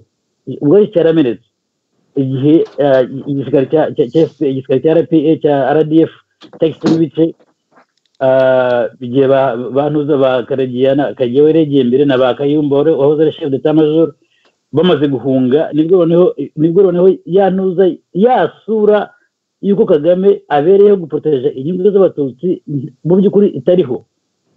Noneho mu masegonda 30 kugira ngo njye kuri bagenzi bawe, icyo cyatewe n'iki? iyo ntuza kugira ngo ikirahuri kimeneke cyatewe n'uko nanone habaye konfuri hagati yabo ubwabo hagati y'abantu bahoze bagize inasako bahoze bagize senta y'ubutegetsi bwa Kagame bwa FPR, abasirikare nyine ba Kayumba ba Kagame ba Karegeya n'abandi bagezeho bakuru ako baje Didas Gasana niba ntibeshye uri mu bantu bagize amahirwe yo kuba babasha rwose kuba bari hafi y'abari abantu bari mu butegetsi. Tubwire kuvuga ngo habaye amakimbirane ntabwo umuntu abaza ayo makimbirane yari abantu bashobora gupfa ibintu, abantu bashobora gupfa ubutegetsi, abantu bashobora gupfa ko umwe yashaka gusimbura undi ku butegetsi. Bidusobanurire neza tumenye byagenze bite nibiye mu masegonda 30. ntabwo nshobora kumenya exact uko byagenze ko ntabwo nari mbarimo ntabwo nari muri sako yabo, ariko icyo nzi icyo nabwiwe n'abatangaje na Kagame nuko bananiwe kumvikana ku buryo igihugu cy'u Rwanda kiyoborwa, cyane nka Fane Kayumba Nyamwasa avuga ko Kagame yarimo atwara igihugu mu nzira iganisha aho cyavuye, mu kubatemerera ubwisanzure, mu kubatemerera ko abantu bakwexprime ibitekerezo byabo, mu kubatemerera ko habaho competition. Kayumba avuga ko yagize abona ko igihe kigeze cy'uko yareka abantu bagatangira gukora competition ku mugaragaro, pana nk'uko byari bimeze mu 94, 95, 96 mu gihe bari bafite ibibazo, inyeshyamba ziri Kongo, FDL ziri Kongo, ibyo bibazo byari bimaze gukemuka, noneho ko u Rwanda rwajya noneho ku murongo waho rwatangira kubahiriza ibyo bemeranije mu ishyamba bari gutangira urugamba. Urakoze cyane Dida, urakoze rwose. Ndakugarukaho mu kanya. Ndagira ngo mbere yuko njya kuri Jean-Claude Nkubito, Ismail Mbonigaba, muri iyi minsi rwose nasomye article nyinshi mwandika muri VPRX. Hari ikintu abatumirwa bandi bakomojeho, ibibazo byabanje kugaragara nk'aho hari iyo abanyarwanda bajya mu by'amoko bavuga ngo bari abatwagira mungu ba Sendashonga, ubwo ni abahutu bivumbuye. Ariko mu myaka yakurikiyeho turabona yuko ntabwo ikibazo cyari kikiri, ntabwo no ku munsi wa none ikibazo ntabwo abababaye, abicwa, abafungirwa, bamwe bakabafungirwa nk'uko bikunze kugaragazwa n'imiryango mpuzamahanga yuko bashobora kubafungira ibya politiki, ntabwo ari ibintu bireba ubwoko bumwe. Ismail, ikibazo cy'u Rwanda umuntu yavuga noneho ipfundo ryacyo ari irihe ku munsi wa none? Ese mu by'ukuri abantu bamaze kubibona? Jean-Claude, ipfundo ry'ikibazo cy'u Rwanda uko byifashe uyu munsi ni ipfundo rishingiye ku butegetsi. Cya kabiri rikaba ipfundo rishingiye ku gusaranganya ibyiza by'igihugu. Niyo mpamvu uyu munsi udashobora kugenda uvuga ngo ubundi ngo ikibazo noneho ngo gifitwe n'abahutu, umunezero ukaba w'abatutsi. Reka da, byose biterwa n'inguni urungurukiramo witegereza u Rwanda. Buri gihe uzasanga ku ruhande rumwe hari abantu basanga u Rwanda ari paradizo, ku rundi ruhande nanone uzahasanga abantu bumva u Rwanda ari umuriro. Noneho uko byifashe uyu munsi bitandukanye no mu myaka 1994 kugeza mu myaka werekeza ku 2000. Ubu kera abantu bumvaga yuko u Rwanda rwari rwarangijwe n'abahutu, abatutsi barimo kurushyira ku murongo. Ni ukuvuga ngo abatutsi bumvaga yuko uko ubutegetsi burimo gukora ari ibintu byiza pe, ari shyashya. Ubwo rero bumvaga batekanye ko Kagame mu gufata ubutegetsi yagendeye kuri iyo turufu yo kuvuga yuko ahagaritse jenoside, agiye guha umutekano abantu bitwa bene wabo. Isi yose iramushyigikira, ibimuteramo inkunga. Ngira ngo n'uyu munsi iyo turufu Kagame aracyayigenderaho. Ismail, utarakomeza, hari ikibazo gikomeye cy'uko hari ibimenyetso bigenda byereka abantu, ubutegetsi bwereka abantu, ariko wenda ntibabihe uburemere. Dufate wenda ku munsi wa none kuko wari ubivuze yuko noneho bigaragarira abanyarwanda ko hari ahandi hantu hashobora kuba hari ipfundo ry'ikibazo. Ariko kuva mu myaka y'ibihumbi 2000 barenze bahunga, igihe ba Siyeri Kabera bishwe mu buryo abantu batasobanukiwe, ibyo ni ibimenyetso byashoboraga kugira wenda icyo bibwira abantu ariko ntacyo byababwiye. Ese ibiba uyu munsi byo hari icyo biri kubwira abanyarwanda mbere y'uko Jean-Claude Nkubito agira icyo bitubwiraho? Abanyarwanda biba byose barabibona, gusa ugomba kumenya yuko ngo ubutegetsi uko bukora ni gute. Ntabwo ubutegetsi ari umwanzi w'abantu bose, ni ukuvuga ngo bugira abo bwanga n'abo bwangiriza, ku rundi ruhande rukagira abandi bubeshaho neza kandi rukabikora mu moko yose, ku buryo abo ngabo bubeshaho neza bibwira ko biba bitazabageraho. benshi amaso yabo abahumye, ni ukuvuga ngo baritegereza bakareba puissance umutegetsi kanaka afite. Kagame afite ubutegetsi, afite n'ingufu nyinshi cyane abantu benshi badashobora kwitegereza ngo yenda bazibone. Abarangije abumva rero ni ukuvuga ngo abantu benshi babona izo puissance ko Kagame ari invincible, nta muntu wamubasha, bityo rero bakamufatamo umuntu uhagarariye umutekano wabo n'inyungu zabo. Ismail, hari nk'ushobora kuvuga ati abicwa, abagirirwa nabi, abafungwa ni uko baba bashatse kuba bahanyanyaza wenda ngo nabo binjire mu butegetsi cyangwa bamusimbureho. Ariko dufashe nk'urugero ruriho muri iki gihe, umugabo witwa Asina Paul Rwigara nta bintu bya politike yashakaga kugira, nta butegetsi. Jean-Claude, uko niko weho ubitekereza. Mu maso ya Kagame yenda Asina Paul Rwigara hari uburyo yari danger pour lui, abangamiye ubutegetsi bwe. Ntabwo Rwigara tumuzi yagiye gushaka abayoboke ni mu nshyigikire n'iki, ariko ingufu za Rwigara zizwi ko ari ingufu z'amafaranga. Izo ngufu FPR yarazikoresheje, izi kuntu zifite ubushobozi bwinshi. Hanyuma rero niba ntibeshye, umukobwa we Diane Rwigara wagerageje kwiyamamaza ejo bundi yarabisobanuye, aravuga ati data yazize yuko imitungo ye yanze yuko hagira undi muntu yijyamo ngo ayigiremo ububasha. Ubwo rero kubuza FPR kugira ububasha ku mutungo wawe ni ikintu bahita bafata yuko ugamije kuyirwanya. Iyo mitungo niba utayihaye FPR urashaka kuyihande, baratekereza bati ugiye kuyiha abantu barwanya FPR. Icyo nicyo Rwigara yazize. Ndakeka yuko ari nacyo abandi bacuruzi bakomeye nk'abariya ba Rujugiro nabo bazira. Nicyo abantu nk'abariya uriya Bertin Makuza nawe bavuga yuko yazize ibintu by'amaruza agapfa amarabira, azira yuko yagerageje kuvuga ati ese iyi mitungo yavugaga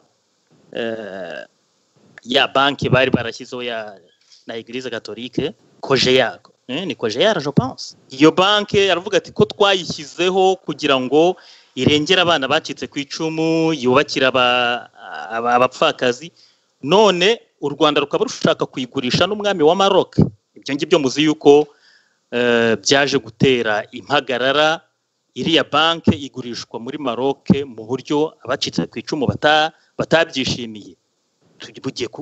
Bugiye twumva uduhaye ingero zumvikana, ushobora no kutubona n'izindi, ariko noneho kubera ko turi kugana ku mpera z'ikiganiro, none Jean-Claude Nkubito, ibintu nk'ibyo ngibyo mu myaka 23 abantu babona bigenda bikura bitanakura mu buryo bwiza, ahubwo bikura mu buryo buteye impungenge, bihitana bamwe, abandi bibasiga mu mibereho mibi, icyizere kiyoyoka, kuko ibyo ni iby'abanyarwanda ubwabo bivugira, turabyumva ku maradiyo anakorera mu Rwanda no mu binyamakuru byandika. Abanyarwanda wabubona ko babona ko bikomeje gutyo bishobora kubaganisha ahantu habi kurushaho. Ese haba hari icyizere ko ibintu byakosorwa? Abanyarwanda umwuka ubabonamo n'ubuhe? Urakoze. Nagira ngo ngaruke ku kantu gato cyane. Hari akantu abantu bajya birengagiza mu Kinyarwanda, kandi abanyarwanda burya bazi ubwenge, baca imigani iriyo ngo ingoma ntigira umunyina, igira umuyoboke. Umutegetsi wese yishimira umuyoboka kurusha mwene nyina cyangwa mwene se. ibyo by'ubwoko bishobora kubaho mu itangiriro kugira ngo uwo mutekano nyine abantu bawuvuge ko waba impamvu yo kugira ngo umuntu akwizirikeho, ariko umutegetsi wese ku isi aba akeneye gutera inkunga no gushyigikira abamuyobotse kurusha abo baba bavindimwe ariko bamubangamira ubutegetsi bwe, kuko kwemera ko umutegetsi n'ubutegetsi bwe ntabwo ari isano y'amaraso. Iyo ni kamere muntu, ariko noneho uburenganzira bwa muntu, uburenganzira bwa muntu ngira ngo hari utuntu yenda duke Mbonigaba yagiye avuga agasa nkaho yenda kibutse gatoya, ariko nk'ibintu bya nge sinagira icyo ncaho urubanza rw'ibijyavugwa ko kanaka yapfuye arozwe cyangwa se atarozwe, kuko akenshi na kenshi nta hantu tubusizi ziba zanakozwe. Niyo mpamvu nkatwe kubera ko babivuze nyine turi abaprofesiyoneri tugomba gukandagira ku magi ku bintu bimwe na bimwe tutafite ibimenyetso bifatika. Ariko reka no kubitinda tuvuge ku kibazo cy'abanyarwanda ubu ngubu uyu munsi. Ushobora kuvuga uti abanyarwanda ibintu bagenda bisubira irudubi, barashize, bameze bate, ariko mu nkundire mwese imyaka yanyu ijya kungana n'iyanjye, ntawe uregeje kuri 50 muri mwe, ariko ubwo muzi ko mu Rwanda abantu bahari, tunafashe n'urugero ku bana bavutse nyuma ya jenoside, ubu bafite imyaka 24, 23, nta bundi butegetsi na buke bazi uretse ubutegetsi bwa FPR, sibyo? Abo bantu rero wowe ushobora kwicara hano wowe Murindahabi kubera ko ufite ibyo wamenye kera n'ibyo wamenye ubu, ukavuga uti abantu bumva barashize, ariko wareba ugasanga abantu barira benshi niba ari abazunguzayi kubera ko badashobora kubona credit, niba ari abantu bacuruzi basenyewe amazu, ariko ugasanga ari abantu nabo ngabo kubera ko yize mu university gusa nubwo atabona akazi, kandi baramubwiye ko kwa Habyarimana nta wigaga akabyemera gutyo ko nta kindi kintu azi, avuga ati ubutegetsi bwa none nibwo bwiza kubera ko abantu bose bariga.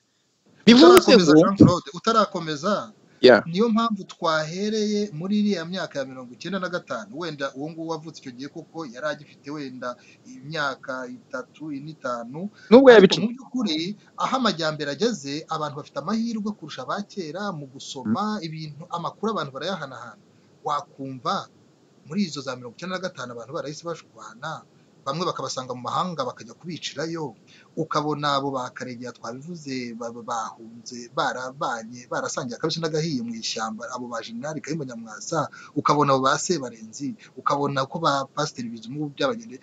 Kuri iki gihe abantu bahana amakuru, bariga, barasoma ku buryo bworoshye za interinete, ku buryo koko ubu tuvuge ngo nk'uko bamwe twibwiraga ngo ibintu biri kujya mu buryo muri za 95 tukageza mu 2000 na kangahe na 5 na 6 bamwe tukiri muri urwo tuvuga ngo birashoboka.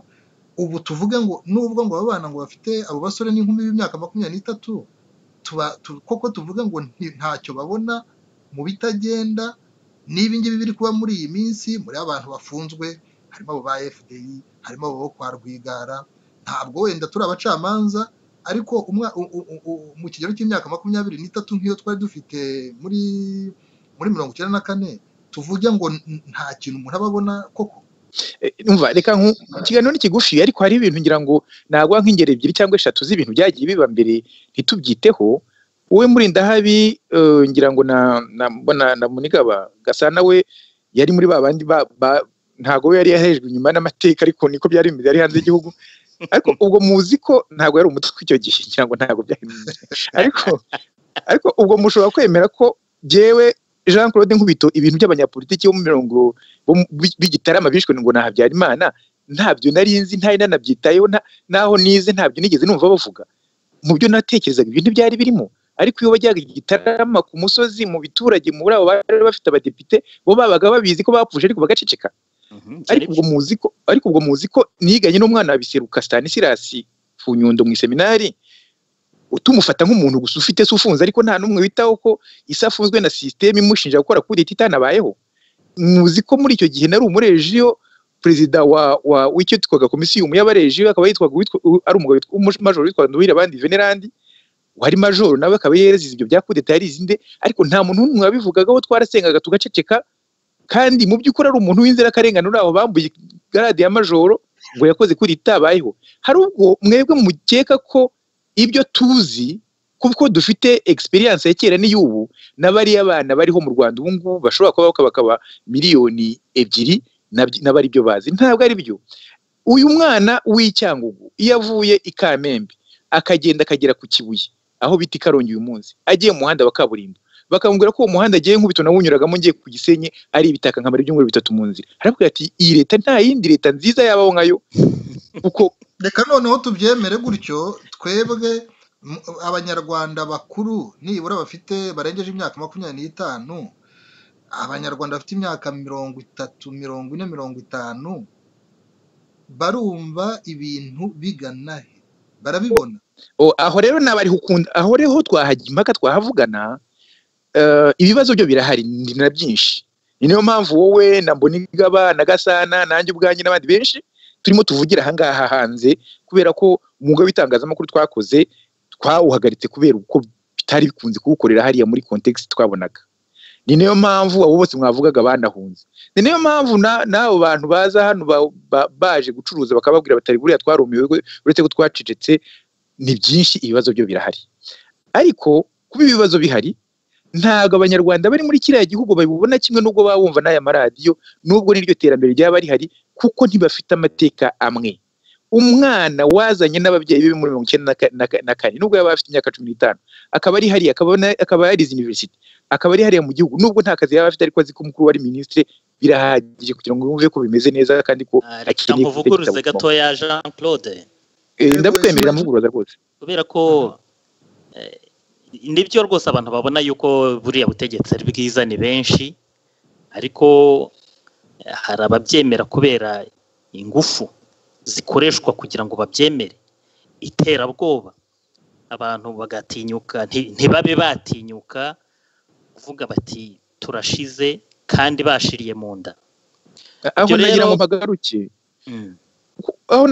kuko ikindi nacyo tutari bwirengagize we muri ndahabi nawe Mbonigaba ngira ngo na Gasana mwese mwizi seminari muzi mu gihe cya Roma bavuga ibya Katirina ubutegetsi bw'icyo gihe ngo bwatinyaga beza kurusha babi ibyo bintu bikomeye kuko bakuzi icyo bakeka ko waba cyo ntibakuzi icyo wakoze icyo gihe rero iyo bimeze gutyo mugomba kubona ko ikibazo kitari ku baturage ikibazo gifitwe n'ubutegetsi n'abategetsi ahubwo tugaharanira impamvu yatuma ubutegetsi bugira icyizere muri bwo ndetse tukanabumara ubwoba kuko burabufite kugeza ubu abantu ibintu byose nsoma kuri za Facebook no ku mbuga hose mbona nta muntu n'umwe urema agatima buriya butegetsi nta muntu n'umwe urema agatima abategetsi bose babutera ubwoba ku buryo kandi iyo babuteye ubwoba bushaho kubakaza no kubaniga kubera ko bufite ubwoba bwo kubaho kuko kubaho kwabwo baba babugaragarije ko iyo babutera ubwoba baba bavuga ngo ntimushobora kubaho natwe turiho ngira ngo niba dushaka mbere yuko tujya kuri Didas Gasana ko twakunze kumva abafite ubushake abashaka kuba bahatana mu rwego rwa politike kugira ngo nabo bagere kuri ba butegetsi abo bita abo muri opposition abatavuga rumwe n'ubutegetsi ko kenshi twabumvise basubiramo bavuga bati buriya butegetsi nibwemere tuvugane buduha uburenganzira uko amategeko abyemera natwe dukore duhabwe ibyangombwa dukore ko twumvise Perezida Kagame ibyo bintu abiningura byabaye politike no hanze ibingibi bavuga ngo political space mu Rwanda niho hantu haba political space kurusha ahandi hariho hose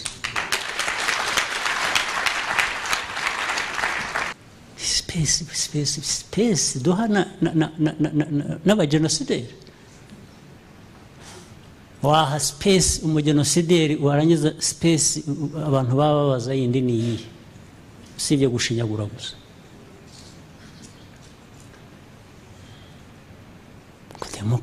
democracy human rights freedoms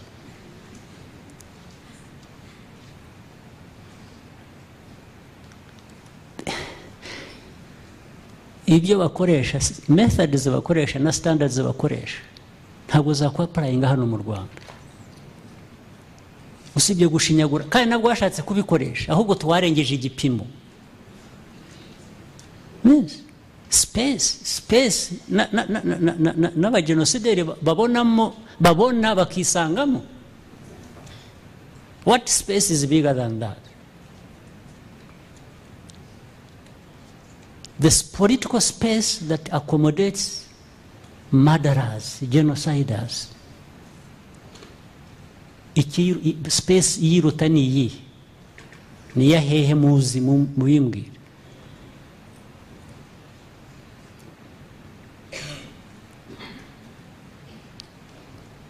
bararangiza rero ngo wahaje we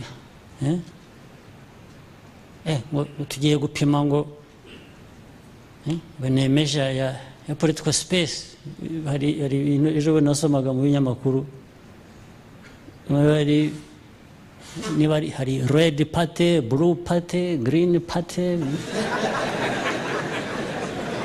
Jewe nkabaza ngo ariko harimo iki, what is it? Actually ejo nabwiye aba minister nabwo ariko maze iminsi nsoma ngo mwabujije abantu kwiyandikisha gukora politiki, murababuriza iki? Mwebwe nkababwiye ntisi niba hari ukubabuza muraha abantu agaciro batari banafite. Hey, why don't you let these fellows run around as they want? Ubwo ngubwo kuremwa agatima kundi kwabukuye watubwira amasegonda 30 kugira ngo twumve icyo Didas Gasana abivugaho. Reka nkubwire jewe ndabizi ko iyo mbivuze abantu barasika ariko nzakomeza mbivugiye. Abanyarwanda bekeneye kwicara hamwe bakavuga ibibazo byabo byose, bakavuga ibibazo by'amoko, by'amasambu, by'ubutegetsi n'ukuntu byagenda. Atari ya mikina nijye kugabana imyanya ngo bamwe barafata 5 abandi 6 barekeraho, bagahitamo umurongo ubabereye w'ubutegetsi mu minsi iri imbere, kandi buri muntu wese agahabwa umwanya wo kubigiramo uruhare. Yewe na Kagame mbona bamwe baba bavuga ngo we ngo nta muntu n'umwe wagagombye guhezwa muri ibyo biganiro, kuko ubutegetsi uko mbibona uko mbibona tube turetse kureba aho ibiganiro bibera, tubaze tunumvikane, tubanze tunarebe n'ukuntu niba n'ibiganiro ari ngombwa, kuko duhereye ku mutwe wo gutera aho guhera ku ntangiriro byapfa. Abanyarwanda bakeneye no kurebana bakanavugana. Namwe mubahanga muri za metro muba mufite telefone, umuntu mukamwicaranye muri metro murebana, buri wese akeka ko ndari umunyarwanda yajya kuvuga kuri telefone akareba hirya no hino, ntaga batinya ko ari maneko, mwabatinya ko ari umuhuta ndari umututsi. Niko bimeze ibabeshye abanyarwanda. Iyo ndwara iriho ntizakira idakijwe natwe ubwacu ngo twumve ko umunyarwanda ari umuvandimwe mbere y'uko umwanzi. Ibyo ntekereza ko mushobora kubitangira mu ambasade muri hano. Aya ma ambasade yirirwa hari abeza n'ababi, mugomba kuyafasha kuyumvisha ko ambasade ihagarariye abanyarwanda mbere yo guhagarara abeza n'ababi. Bakabahamagara amashyirahamwe yabo bakaganira nabo, baba batabishaka, ndetse bikaba nangomba mugakora n'amaraporo nk'ikiganiro nk'iki ngiki tukabateza n'iyo leta. Nubwo twavuga ko Jean-Claude Nkubito ambasade amabwiriza yahawe yacaho gute? Reka mbabwire rero, amabwiriza ambasade ihabwa iyahabwa bihereye kuri raporo iba yatanze. Ni ukuvuga ngo hari abantu koko bashyirwa muri za ambasade wumva ari abacancuro ko baje gukora akazi ngo barekire aho bagende, ariko ntekereza ko simbihamya, ntabwo ndabigerageza. Ntekereza ko hari abantu baza muri za ambasade bumva bafite ubutegetsi, bashobora no kugira ijambo babwira n'abantu bo hejuru mu rwego rw'igihugu, ariko nibura habaye ubwo bushake bwo kuvuga ngo duteye intambwe aho guhora buri gihe dufata ibintu. Ubutegetsi buteye ubwoba nabwo burabugutera, kandi niko byagenze kugeza ubu. Niyo mpamvu navugaga nti nta kwandikira perezida, nta kwandikira umuntu mukorana wamuhamagara mukicarana mukavugana. Ariko burya muri administration mu bintu bijyanye n'ubutegetsi Jean-Claude nibyo rwose kuvugana nibyo, ariko noneho burya nyuma iyo habaye ikibazo nta nyandiko yabayeho ntabwo uvuga ngo navuganye n'umuntu. Reka noneho umunyemereye dukomereze kuri Didas Gasana. Ufite icyizere kingana iki Didas Gasana? Uri mu bantu bahunze, uri mu bantu babona ibyo mu gihugu ko byifashe, uri no mu bantu nkunze kukumva kenshi, nkunze kubona n'inyandiko zawe soma, uri mu bantu bababajwe n'ibibazo by'abanyarwanda bitari kubonerwa umuti. Unibaza niba abanyarwanda ubwacu twiyumvisha ko kutabikemura bishobora kuzatuganisha habi. Wibaza uti kuki abantu batiyumvisha ingaruka bishobora kugira. Wowe urabo ufite icyizere kingana iki ko abanyarwanda bashobora navuga kwirinda ko amazi yarenga inkombe? Well, asante sana. ndasobanura icyo kibazo mbajije inshingiye ku bintu bibiri cyangwa se wenda kimwe mu byo mugenzi wacu yakunze tubwiye ibirebana n'uko nyine ko abantu bavutse muri 1994 wenda hari abantu benshi babibonamo ko babona ari ubutegetsi bazi nta kibazo babona cyangwa se ngo abantu batashye mu Rwanda igihe 1994 bafite umukuru cyangwa se onkore we uri minisitiri mu Rwanda nta kibazo abona. Aba nanjye mbarimo nanjye natashye 1994 kandi nifite abantu muri kandi guri umuzimu mu ndaro nanjye mfite abantu mu muryango bari muri leta rwose ariko bise the problem kubona ndi kibazo muri iyo angle you see ikibazo aho kiri nahanga urabona mu gihe wenda umuntu wahunze umuntu watahutse 1994 aje mu Rwanda afite se uri minisitiri cyangwa se afite mwana uri minisitiri akiyekarangiza uwe yasaze mu Rwanda wenda reka tuvuge iby'abahutu nk'umuti yasaze mu Rwanda we ashobora kuba yirirwa agemurira ise ufunzwe kubera jenoside. Noneho mu gihe umwana watahutse ndaguhugira Jean-Claude duhaye mu gihe umwana watahutse arimo kwiga muri universite undi agemurira ise cyangwa se nyine ufungiye jenoside ugasanga wenda nanone uwo mwana ugemurira se hari amakuru azi neza rwose ko hari abantu be abasirikare ba FPR barapiye bamwiciye kandi bo wenda muri abo ngabo ari bo muri abo bamwiciye harimo minisitiri ari wese uwo mwana wiga muri kaminuza ubu ngubu umututsi. Ndagira ngo ikibazo mukigeze murebe bano bana ahantu bazahurira mu gihe uwo mwana ufite se w'umuminisitiri w'umututsi ava muri kaminuza akagenda kwa onkre we akamuhaga papuro ko ashyira kanaka mu kigo runaka ati mpera umwana akazi uzasanga isambu ya wa mwana w'umutu wahingaga kugira ngo ajye muri rese bayigurishije kugira ngo bishyure impozamarira z'abantu ise yiciye kandi ivuga ko mu mutwe wa mwana w'umuhutu harimo kwibaza ati nanjye hari abantu iyi leta yanyiciye.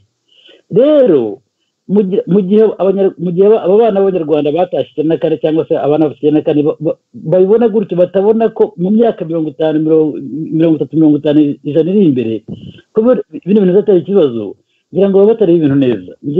Nge niho nandukana n'abantu babona ko bumva ko wenda ngura hanga uri ko photo zone ngo ntabwo ubona akaruka mugezi wawe. Abanyarwanda twapfuye access kuri defense y'igihugu twapfuye access ku butegetsi mu gihe rero kuba rero ndi ku butegetsi ubu ngubu cyangwa se kuba umuntu ku butegetsi ubu ngubu niko byageze igihe cyari Imana bakayibanda banze ko harabo banze ko mutahuka ibyo byabaviriyemo. Nkeka ko rero kutishyira mwanya wundi muntu kutishyira mu kabaro kutarakabara ku wundi muntu ari utigejeje ahangaha. Nanone rero ibyo bikamfasha gusubiza ikibazo cyawe Jean-Claude. Yego ndagisubiza mvuga nti ikibazo nuko abategetsi dufite mu Rwanda ntabwo bareba akababaro ka bagenzi babo ntabwo bareba akababaro k'umuntu. U Rwanda ubu ngubu rwabaye contraire yuko twategerezaga cyane kandi dutahuka. U Rwanda rwabaye igihome kidafite walls inkuta igihome kiri open. So nuvuga ngo abantu mu Rwanda abantu si bose ntabwo rucago afite ubwoba bahari wenda simbizi mwana rucago karyama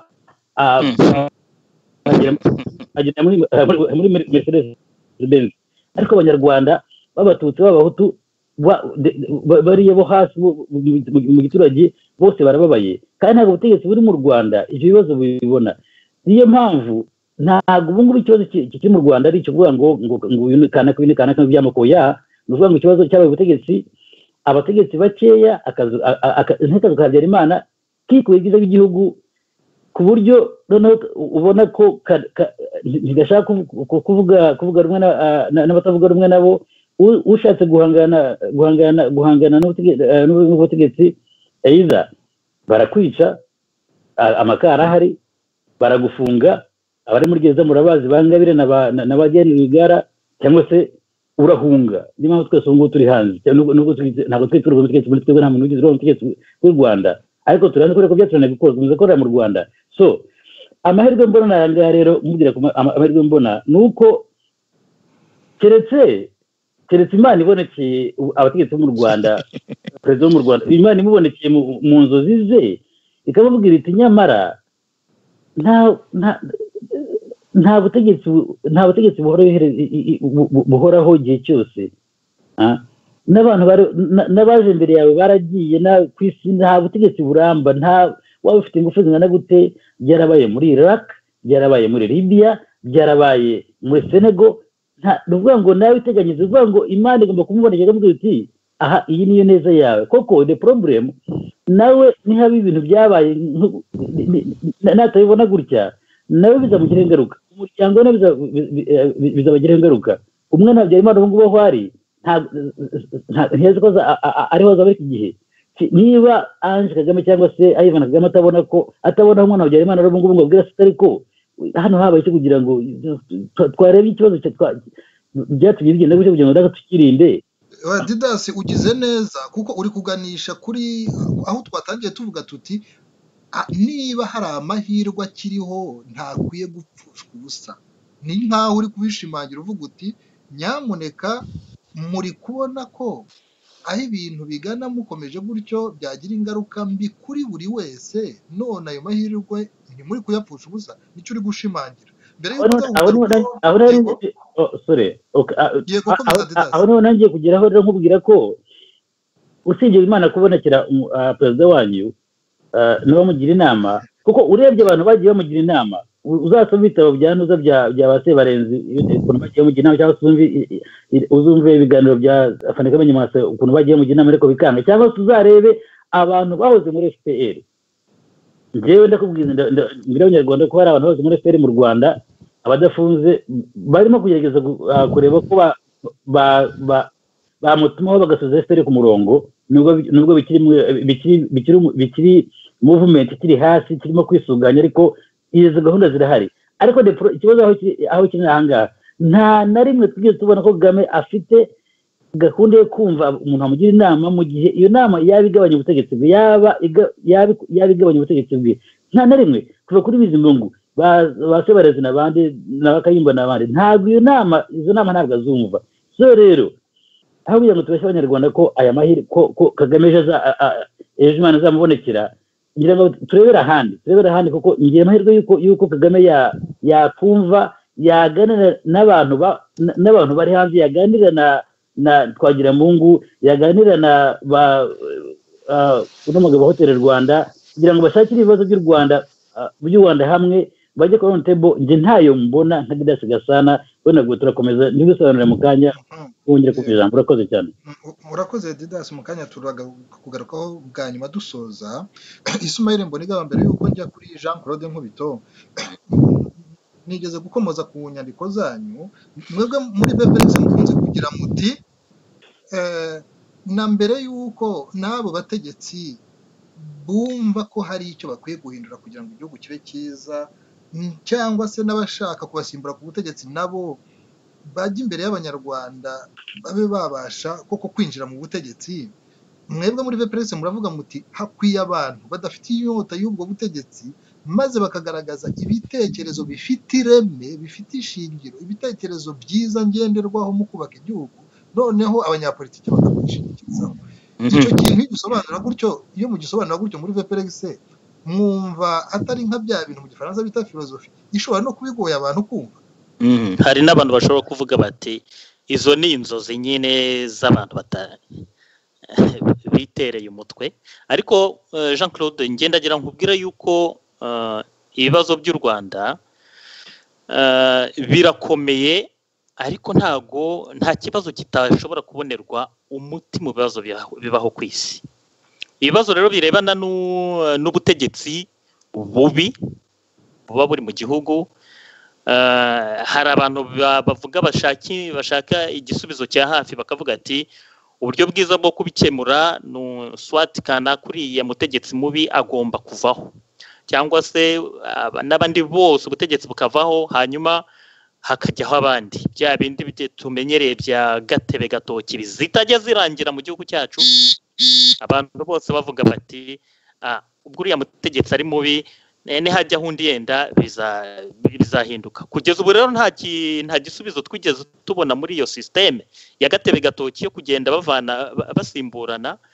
Twasanze intandaro ya byose ari uko abantu batigeze batekereza ngo mbere yuko bajya guhindura ubutegetsi cyangwa se kubufata babanze basesengure barebe imvo n'imvano y'ibibazo, bagende babigere muzi, noneho babone kuza bafite ibisubizo. Rero ndatekereza yuko turacyabifiteho amahirwe.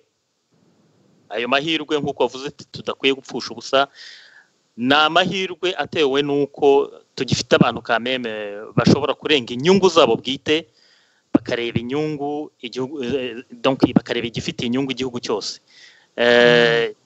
Cyakora abo bantu nyine usanga ari ntamenyekana, ntabwo bakunze kumenyekana, ariko uko barahari.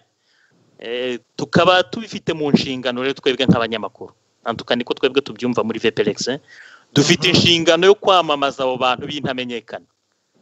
Tubasanga ibitekerezo dushobora kubasanga, nibyo dushobora kubasanga cyane cyane mu banditsi b'ibitabo badakunze kuba benshi mu banyarwanda urabizi, cyangwa tukabasanga no mu bahanzi banyuranye, abantu batinyuka kuvuga beruye ibibazo by'u Rwanda rufite nta marangamutima, ndetse ugasanga bafasha guharura inzira ibibazo bishobora gukemurirwamo. Ubu urashaka kuvuga abahanzi uvuga ni nk'aba Kizito Mihigo, nk'aba Mihigo, kavuga uriya muntu bita Masabo Nyangezi, umuntu bita Samputu, n'abantu mu bihangano byabo bagiye bavuga bati ikibazo u Rwanda rufite cyo kuba abantu badashobora kumvikana giterwa n'iki? Giterwa nuko abantu biyambuye ubumuntu.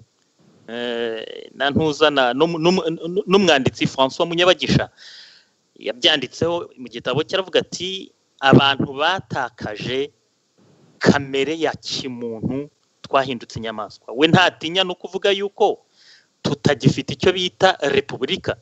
No kuvuga ngo rero abanyapolitiki bacu ndabubaha, ariko hari ikintu bagomba kwigengeseramo. Umunyapolitiki agomba kumenya yuko hari umuntu wamufasha gutekereza noneho agashyira mu bikorwa ibyo bitekerezo bye. Ariko bisa na mu minsi ishize ngiye nigeze kuvuga nti akababaro kanjye kazikuba inshuro 3 muri démarche civilisatrice turimo, nindamuka musanze aba intellectuel, abanyabwenge bacu n'abanyapolitiki ari abantu bamwe. Nukuvuga ngo twifuza yuko ibyo abanyapolitiki bakora babanza gushyira imbere abanyabwenge babo. Abo banyabwenge rero, umunyabwenge afite azi uburyo bigomba gukorwa. Iyo uvuga abanyabwenge ntabwo ari abantu bize gusa, ahubwo ni n'abantu mu bushishozi bwabo, ariko hakiyongeraho nuko badafite inyota y'imyanya y'ubutegetsi. Urakoze cyane, n'ibyo ngibyo. Umunyabwenge wagiye guharanira imyanya mu butegetsi, wagiye guharanira ibyo kuba umunyacyubahiro, uwo nguwo aba yiyambuye umwambaro w'ubunyabwenge, kuko kenshi ubwo abafashe umwambaro wa politiki. Umwambaro wa politiki ni ugushaka inyungu zawe ku giti cyawe mbere na mbere hanini, ariko abanyabwenge bo baratekerereza igihugu cyose, inyungu z'abantu bose. Noneho wa munyapolitiki nawe nashaka kuba umunyabwenge avuga ati ndabona uyu mushinga ari mwiza, umuntu yawugenderaho. Nge mbona nk'umwanditsi François Bagisha niwe ndimo gufataho urugero nk'umuntu tuziranye. Ibitabo yanditse ni byinshi, byaba mu Kinyarwanda byaba mu Gifaransa, ariko ntangazwa no kumva yuko no kubona yuko nta bantu bajya bamuhamagara mubwira ati ese ushobora kudusogongeza, ushobora kudukongereza urumuri tukumva aho waba utuganisha. Ntabwo ari we bagomba gukurikira, ariko nibura ibitekerezo bye bakavuga bati turasanga byadufasha. Niba batabyemera nibura babijyeho impaka. Isumayire, urakoze cyane. Uvuze ku banditsi, uvuze ku bahanzi, umuntu yahise abanyarwanda duteze amatwi bahita bibuka rwose. Nabikomojeho nk'umuhanzi Kizito yavuze ku kintu cy'ubumwe n'ubwiyunge. Ubwiyunge asa n'utanga igitekerezo n'icyerekezo abona ibintu byacamo. Aho ari abanyarwanda barahaza arafunze. None ubwo turi gusoza, Jean-Claude Nkubito, icyizere ufite kingana iki? Amahirwe twavuze agihari ni uko hakiri akanya ko kugira ngo abantu bagarure ibintu. Didas Gasana we yavuze ati keretse igitangaza cya Nyagasani cy'Uwiteka. Ariko nubwo bivuga gutyo ni uko n'ako kanya karacyahari ko kuba abantu bagira icyo bakora. Icyizere ufite kirangana iki? Ni ubuhe butumwa wowe utanga ku munsi wa none kugira ngo amahirwe ahari yo kuba imfabusa ngo ibintu bitembane? Uzi ko mu Gatolika duhora mu misa bahora bavuga ngo n'abandi bose bapfanye icyizere cyo kuzazuka. N'ubwo mbona abantu bose bapfuye bazi ko bazazuka. Ibyo byose ntabwo ntekereza ko bizaba igitangaza.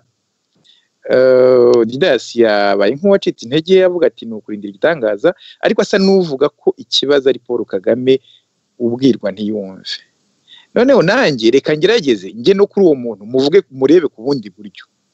Hari ibintu bakundaga kutwigisha kera nkiri mu ishuri mu byo bitaga mystère chrétien, ko kugera ku munota wa nyuma umuntu apfa agifite amahirwe yo kuba yakwikosora akajya mu ijuru, uba akaba yakwihana. Ntabwo ngewe ndagera igihe cyo guheba ngo mvuge ngo kubera ko iki cyabaye hopeless ngo nta gishoboka kugira ngo ibintu bihinduke mu Rwanda. Nababwiye ko giko mbibona, nubwo tubona buri gihe ko abaturage baterwa ubwoba bakaba ari cyo gituma batavuga, ariko mbona ko n'abanyapolitiki batera ubutegetsi ubwoba, kandi bakabutera ubwoba butagamije kugira ngo bubafashe kugira icyo bageraho, ahubwo ubwoba gusa bwo kuba nkeka ko hari n'ababikora kugira ngo bagume muri opposition ariko itarenga hwiri. Ariko ibyo nibyo nkeka bikomeza mu ijambo amasegonda 10 nkaho Perezida Paul Kagame yongeye gutorerwa. Abantu baravuze bati ubu gatowe noneho ubutegetsi arabukomejanije, abantu nibura bahinge beze bibereho, abazunguza by'abazunguza tubyihorera. Naho narindi kuko we ubwe ijambo ry'ubunani ryabajije amatora, abantu bafunzwe abandi bakaba bari kujujubyo. Nicyo kintu giteye abantu impungenge. Reka hariho igihe yavuze ijambo hari disikuru y'ubunani ngira ngo yavuze, avuga ko hazabaho ibiganiro. Ikintu kintera ubwoba nuko nta muntu numwe nk'ako kantu yagafashe ngo agatinde, kuko kantu n'akantu karemereye. Ntabwo disikuru ya Perezida wa Repubulika isomwe kuri televiziyo iba yiyanditse. Iyo umuntu avuze ko azakora ibiganiro, ntekereza ko abantu bari bakwiye kugira ubushake bwo gutera intambwe yo kumubaza uburyo ibyo biganiro bizaba, aho bizahuza, nicyo bizaba bigamije. Niba batanabimubajije, niba bakicara bagakora umushinga w'ibiganiro bakawumwoherereza, atawemera ariko ukagaragara ko hari ikindi kintu cyatewe intambwe kivuga kiti nyakubahwa Perezida wa Repubulika wavuze ko ibiganiro bizaba, jewe kanaka duhuye muri association runaka itagamije inyungu zindi, dusanga abanyarwanda bakwiye kubureba nko ku kibazo cy'amasambu kuko abantu barakirengagiza, kandi abaturage miliyoni 12 mu 2026 by'ikirometero kare ni benshi. Dusanga hari ikibazo kiri hagati y'amoko n'ubu bose bamwe babyirengagiza, ariko kirahari. No muri disikuru y'abampuri iki cyagiye mwumvishe ko nubwo yavuga ngo byose nisaba, ariko yasa nkaho n'ubivuga hari ikibazo cy'igabana ry'ubutegetsi, hari ikibazo cy'impunzi zigwira. None umuntu akamwereka ibyo bibazo, akamuha n'uburyo abantu bakwiye kwicara hamwe bakabicoca hamwe, bakabishakira ibisubizo basangiye kandi bumvikanaho. Kuko nje mbona ko kugeza ubu abantu basa nkaho batekereza igihugu ari bo wari nanjye n'abandi bose. Iyo ntambwe tutayiteye ngo tuvuge tuti kuba duhereje ukuboko kuvuga ko hari ibiganiro, watwemerera ko ibi bintu twicara tukabiganiraho. Hari akubwira mbere yuko Ismail agira icyo bivuga, hari uwahita akubwira ati ko hari abashatse no gutahuka muri abo banyapolitike, uretse no gusaba ibiganiro ko hari n'abashatse gutahuka ngo nabo bagira uburenganzira binjiramo mu by'amategeko abemerera bakabuzwa kwinjira. Hari uwahita akubaza ati icyo si ikimenyetso gikomeye cy'uko n'ibyo biganiro kubitekereza ari indoto? Birakaba indoto, ariko wabikoze kuko babitekereje bagiye guhangana nawe ku butegetsi noneho. Ariko wowe iyo ubivuga we nanjye n'undi ntituba tugamije gufata uwo mwanya w'ubutegetsi, ahubwo tuba tugamije gukemura ibibazo biriho kugira ngo n'uwo mwanya arimo w'ubutegetsi awubemo neza ku neza ya bose, nk'uko kera muri FPR twanabivugaga. Njye ntekereza ko aho kugira ngo dukemure ikibazo cy'abantu, dukemura ikibazo cy'igihugu, tugakemura ibibazo bireba abanyarwanda muri rusange, noneho ibyo by'imyanya bikaza nyuma, hariho ikintu kimwe cyahinduka. Ntabwo nihebye, nizera ko uko byagenda kose muri iyi myaka 7 Perezida Paul Kagame azafungura amarembo, abantu bakicara bakaganira, bakavuga ibibazo bihari kandi bakabishakira umuti hamwe. Mbere yuko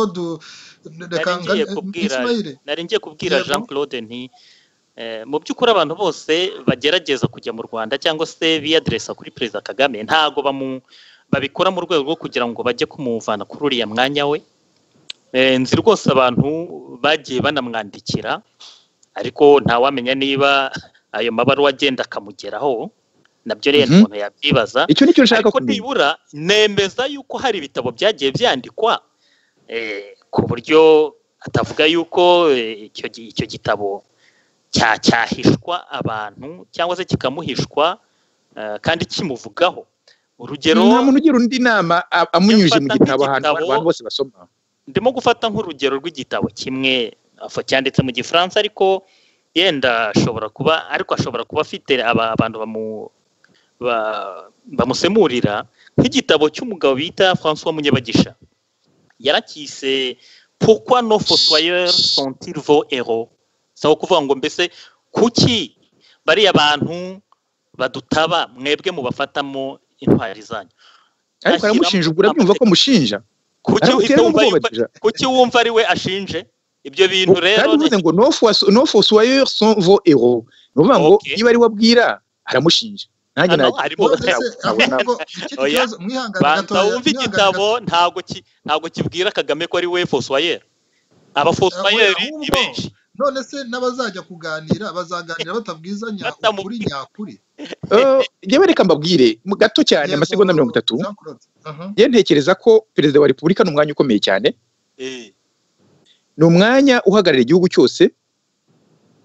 Uburyo bwo kumubwira bukwiye kuba burya hari umuntu wigeze avuga ngira ngo ni Marara wavuze ati abafite diplomate y'igihugu hakwiye kwiga uburyo bwo kugera kuri Kagame butanyuze mu kivunge, akagezwaho ibibazo biriho nubwo yenda yaba bizi, ariko akagira icyizere ko ibyo bamubwiye abiguye n'abantu biyemeje kubikemura kandi badafite izindi nyungu runaka. Kuko mu gitabo nyine n'abantu bose barakigura, ariko hakwiye kuboneka abantu b'inyangamugayo babitekerezaho bakamugeraho, bakamugezaho ibibazo bihari kandi bakamwereka ko bafite ubushake bwo kubikemura nta myanya y'ibashaka.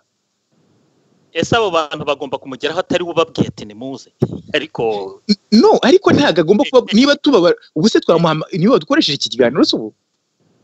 Nambukubwiye nti umuntu yanditse igitabo. Icyo gitabo kirimo gutanga inzira zimwe na zimwe ibintu byanyuzwamo kugira ngo ibibazo bikemuke. Umuntu ntago nkeka yuko atekereza yuko agomba kuba perezida cyangwa kujya kuba ministre, ko banabimuhaye akabyanga. Umvise? Ariko iyo nama arimo gutanga, perezida ubwe kuki adashobora kuvuga ati ko se reka numva uyu muntu azambwire koko abisobanurira abantu. Niba satagi mwihangane gato yambanze ngire no kuri Didas Gasana.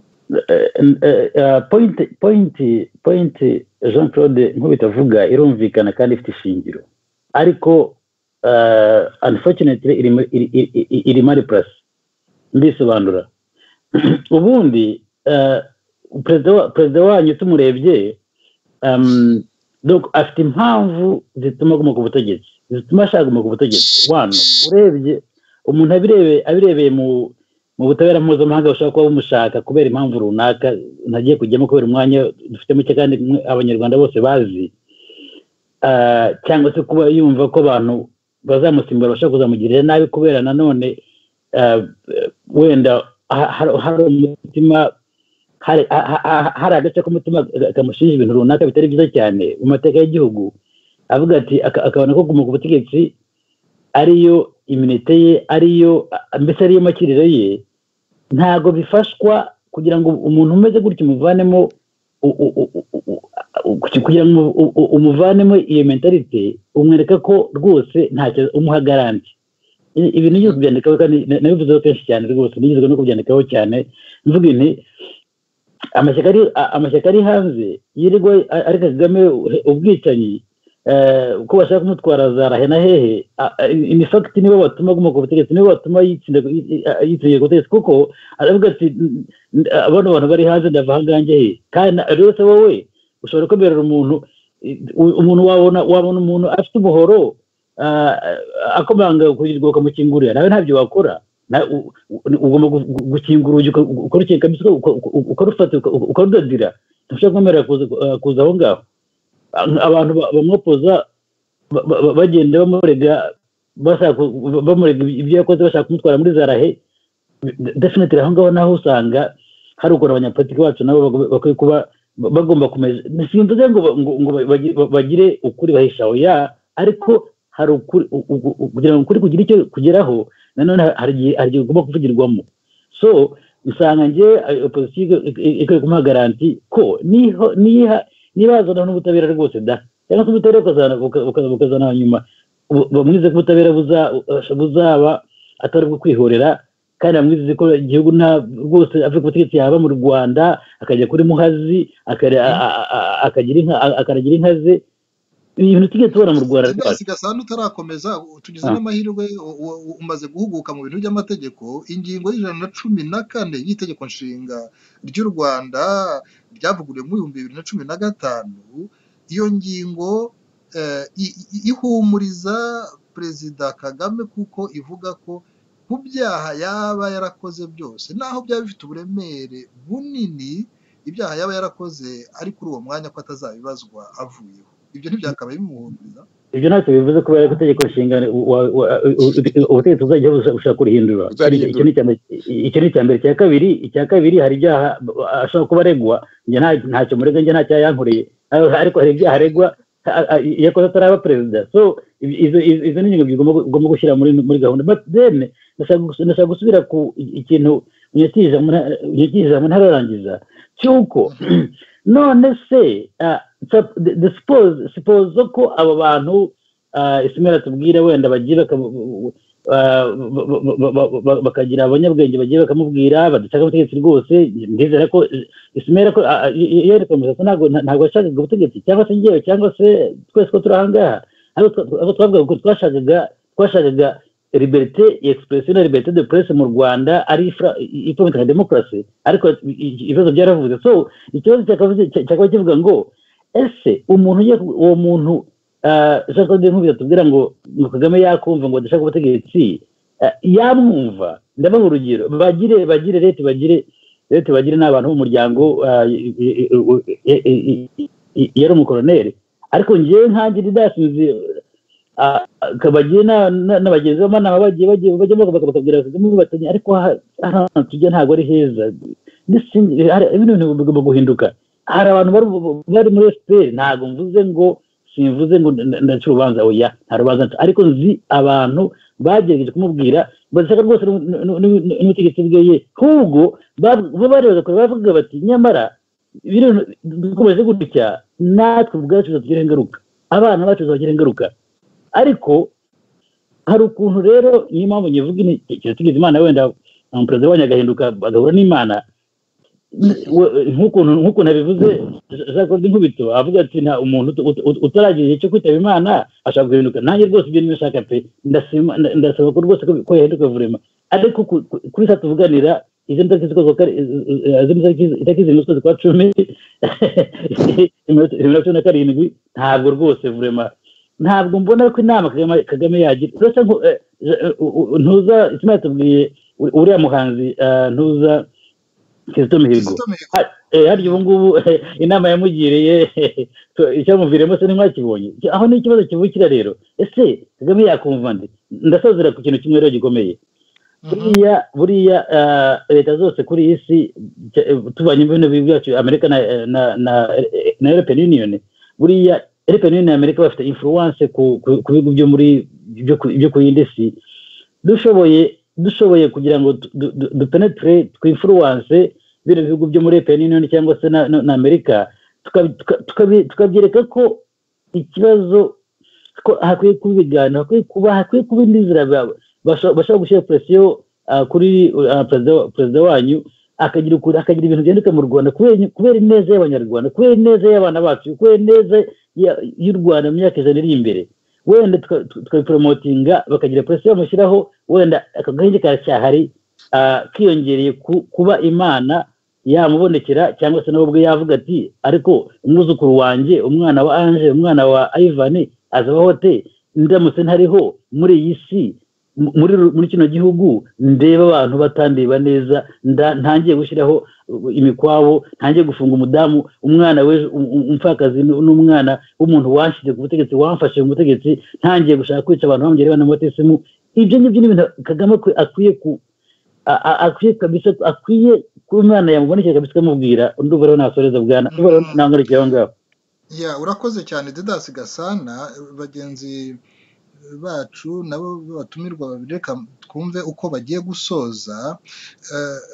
Ismail Mbonigaba, muri iyi minsi twabonye abenegihugu bo mu gihugu cya Togo bahagurutse bashaka kugira ngo basabe perezida wabo ko rwose yababisa hakajyaho undi wayobora neza, ndetse n'igisirikare kiravuga kiti ntabwo tubyivangamo, polisi yubahiriza umutekano, nta muturage turi burase.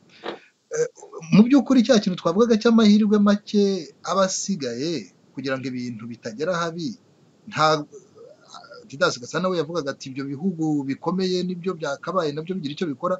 Ya mahirwe make asigaye ubundi ntiyakabaye ava mu bene gihugu ubwabo na mbere yo guhanga ijisho ku banyamahanga. Ibyo nibyo Jean-Claude, mu bihugu abantu bamaze gufunguka bakoresha cyane cyane aho abanyabwenge babo bakoresha ubwonko bwabo rwose, babandi badaharanira ibyo kujya mu butegetsi. Hariya muri Togo ubikurikiranye neza uzasanga harimo ibikorwa bihambaye by'abantu bita société civile. Ntabwo ari amashyaka ahanini abikora, ni société civile yateye imbere hariya, noneho igasa naho icana urumuri abanyapolitiki bagakurikira. Byatumye koko n'abasirikari bavuga bati biriya ni ukuri, reka twirinde kujya inyuma y'umutegetsi mukuru, rimwe na rimwe bamwiruka inyuma cyangwa bakamwihambiraho bakajyana nawe mu nyenga. Ubwo rero igikorwa gikomeye kigomba gukorwa n'abo bantu bitwa abanyabwenge, akaba ari bo bafatiye mbere. Nibyo navuze nti abanyapolitiki bashyira imbere abanyabwenge babo, abanyabwenge bikonserite bakore, batanga umushinga abandi bashobora kuzagenderaho. Noneho kubera yuko buriya butegetsi koko bigaragara yuko bufite ubwoba n'inyoni ishobora kubiguruka, bwayirasa ntibwayihanganira. Ariko nibura abo bantu b'abanyabwenge nibamara kugaragaza yuko atari abantu bagendera ku nyungu zo kujya kwica cyangwa no gukuraho Kagame no kumufunga n'iki, bakavuga bati dore twebwe dufite umushinga dushaka kubaha, guha abanyarwanda. Nta n'ubwo umushinga ugomba guhabwa Kagame, nuhabwe abanyarwanda bumve bawutekanyeho. Ndakeka yuko Kagame n'aya masengesho nakora yenda azabonekerwa yakira abo bantu. Nibyanga rero nk'uko Didas Gasana bivuze, bizasaba yuko abantu koko bitabaza za ngufu z'amahanga. Ibyo rero kenshi bikunze kurangira nabi. Amahanga nayo akora mu nyungu zayo, ugasanga niba bagiye gukuraho umutegetsi abo banyamerika n'abo banyaburayi, kenshi baba barangije nabo ko bari inyungu babifitemo. Gasana urabizi neza yuko bariya abantu ntabwo ari abantu bakorera Imana, bakorera inyungu zabo n'iz'abaturage babo. Ubwo rero sinzi niba kuki batajya bashyigikira iyi société civile bigaragaza yuko bifite ibitekerezo bizima. Bayishyigikira iyo babonye nayo ubwayo yafashe iya mbere. Ibyo ni ibintu bigaragara. None munyemerere tujya gusoreza kuri Jean-Claude Nkubito. Nakurikiye inkuru ya radiyo Ijwi rya Amerika VOA, aho bavugaga ku by'urubanza rw'abo mu muryango wa Paul Kagame. Bavuga ko mu gihe nyine bari bashubijwe mu mamodoka babajyanye iyo bafungiye, ko umunyamakuru yagize ati abantu baravuze bati ibi bintu birababaje.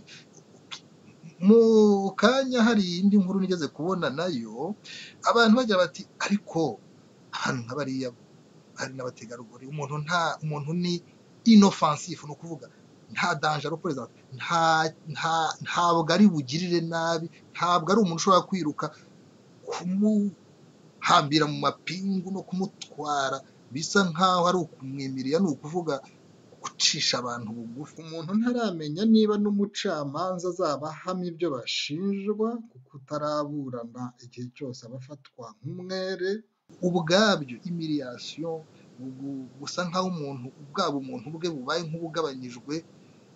Ibintu nk'ibyo ngibyo ni kimwe mu bimenyetso muri bya bindi byose twagiye tuvuga bigaragaza ko hari ibibazo mu miterere y'ubutegetsi. Wowe ijambo wumva wabwira abantu, kuko imyaka 23 nigeze kuvuga tumazemo turi bakuru tureba, ijambo wumva wasorezaho muri iki kiganiro aho twavuze tuti mu by'ukuri amahirwe agihari yo kugira ngo ibintu bigarurwe mu nzira nziza bitaraba bibi, ayo mahirwe ni gute atapfushwa ubusa? Icyo cyizere wigeze kugaragaza ko ugifite, ariko ni irihe jambo wasorezaho ubwira abanyarwanda kugira ngo ayo mahirwe yo kuba impfabusa? Urakoze. Ngira ngo mbere yo gusoza ahari, kuko n'ubundi babikomejeho nyiri icyo mvuga ku muryango wa Paul Rwigara, ubwo umbabarire, ubwo buriya nuko aribo bazwi, abanyarwanda bariho mu buriya buryo ni benshi. Niko bigenda ngira ngo buri muntu wese aririra uwe, hanyuma bakarira ari benshi bakabona ko agahinda gahari. Ariko ngira ngo kuko ubakomojeho, reka ngenda ngira icyo mvuga ko agahinda barimo, agahinda Ana arimo, agahinda Diana arimo, agahinda Dirina arimo, n'aba mu muryango wabo bose ndagafite nanjye, kuko ni abantu nzi, n'abantu nzi turanaziranye, agahinda kabo ndagafite nanjye. Ariko nkaba nzi ko bazi Imana kandi barayisenga, kandi irabakunda kurenza uko wowe, uko n'ubutegetsi n'undi wese abakunda. Imana irabakunda kurenza uko undi wese abakunda. Aho ndi nge hano nta kindi nakora uretse kubasabira, kandi ndabikora kenshi uko nzi ko Imana ibibona byose ikabizi igikwiye. Noneho urambaza uti amahirwe ariho iyo atapfa ubusa, niyo abantu bashyiramo amapingo bagira bate. Urabizi neza ko ibibazo birahari, twanabivuze igihe cyose tukimaze tubivuga, ariko ntabwo njya nemera gutingata, sinjya nemera kuvuga ngo byarangiye, kuko habayeho igihe cyinshi cyane mu buzima nanjye bwanjye bwite cyangwa n'ubwundi wese, ugera igihe wajya kwiheba ukabona ingatiraguye, wa mugani w'umunyarwanda. Njye nemera ko nta gihe na gito wavuga ko byarangiye. Nemera ko ayo mahirwe wowe nanjye n'undi wese dushobora kwicara hamwe tukanonosora umushinga w'iyo dialogue, ukagira inzira unyuramo, si ngombwa kujya mu binyamakuru mbere ya byose. Ariko burya nta mutegetsi ukunda kubwirirwa ku karubanda. Niyo afashe icyemezo yifuza ko kigaragara nk'icyemezo cye. Niba we mu rugo, burya umugore ashobora kugira inama ariko ukishimira ko ari we bigaragaye ko ari we wafashe icyemezo. Noneho abantu bagakorana ubwenge n'ubushishozi, bakareba uburyo byagera kuri Perezida Kagame, kuko abantu baramwe ngo byagera ku banyarwanda, ndabyifuza. Ariko ikigaragara nuko Perezida Kagame ari ufite ijambo rya nyuma mu gihugu, kandi koko niko bimeze. Noneho akabona, nubwo ababizi, akabona uko abantu bamwe babona ibintu, we akaba yafata kuba bafashe ka kaboko yabaherejwe, yavugaga ati tuzagira n'ibiganiro, kuko yarabivuze. Simuhimbira we muri disikuru ye ubwo yari yabivuze. Two gupfusha igihe ubusa rero, twizere kandi twifuze ko hazaboneka abantu, wowe nanjye n'undi. Yewe ibyo ndabyemera, n'ibintu nkora w'igihe kinini, ibintu bya dialogue. Nta mutegetsi n'umwe wifuza kubwirirwa ku karubanda. Niko bigenda mu Kinyarwanda. Nibyo navugaga nti nawe ubwawe muri Ndahabi, nawe Gasana, nawe Mbonigaba, niba mu rugo umugore ashobora kukubwira akakugira inama, ariko ukaza kugaragaza ko ari we byaturutseho. Ariko ntibibuza ko icyiza kigerwaho. Noneho ariko abantu bakagerageza ko abakeneye nuko banamuha n'icyo cyubahiro cye nka Perezida wa Repubulika, kandi koko niwe. Hanyuma bakamwereka uko babona ibibazo, akazabemera, bakaza yenda bakaba banabisobanura n'abantu banyuranye muri za universite naye hose, yabibahiriye uburenganzira, abona ari umushinga bashobora guhuza, kuko banawumuhaye nawe ashobora kugira icyo yongeraho. Hanyuma bakazagera igihe abantu bakicara hamwe bakareba ikintu cyafasha igihugu gutera imbere, kuko hari inzira y'amajyambere yanatangiye, ishobora kuba ifite ibyigawa, ariko ntishobora gutera imbere abantu bakiri hanze gutya, aya masambu angana kuriya n'abaturage bangana kuriya. Ni ibintu bisaba ko abantu bicara hamwe, n'urwo bikekwe rukabanza ukavaho, abantu bagasangira bike bafite, kandi yenda bagakina, kuko nta mafaranga bafite, ariko bagakira ku mutima, kuko baba bakundana, bagahitamo icyo kibahuza kurusha icyo kibatandukanye. Murakoze. ndagira ngo mbashimire ko muri batatu Jean-Claude Nkubito twaganiraga uri Buruseli mu Bubiligi, hanyuma kandi Ismail Mbonigaba baganiraga uri Quebec muri Canada, naho Didas Gasana uri mu gihugu cya Swede. Mwakoze cyane rero kwigomwa uno mwanya, mwakoze kandi ibitekerezo mwatanze. Dushimire n'abadukurikiye muri iki kiganiro, mwese ibihe byiza.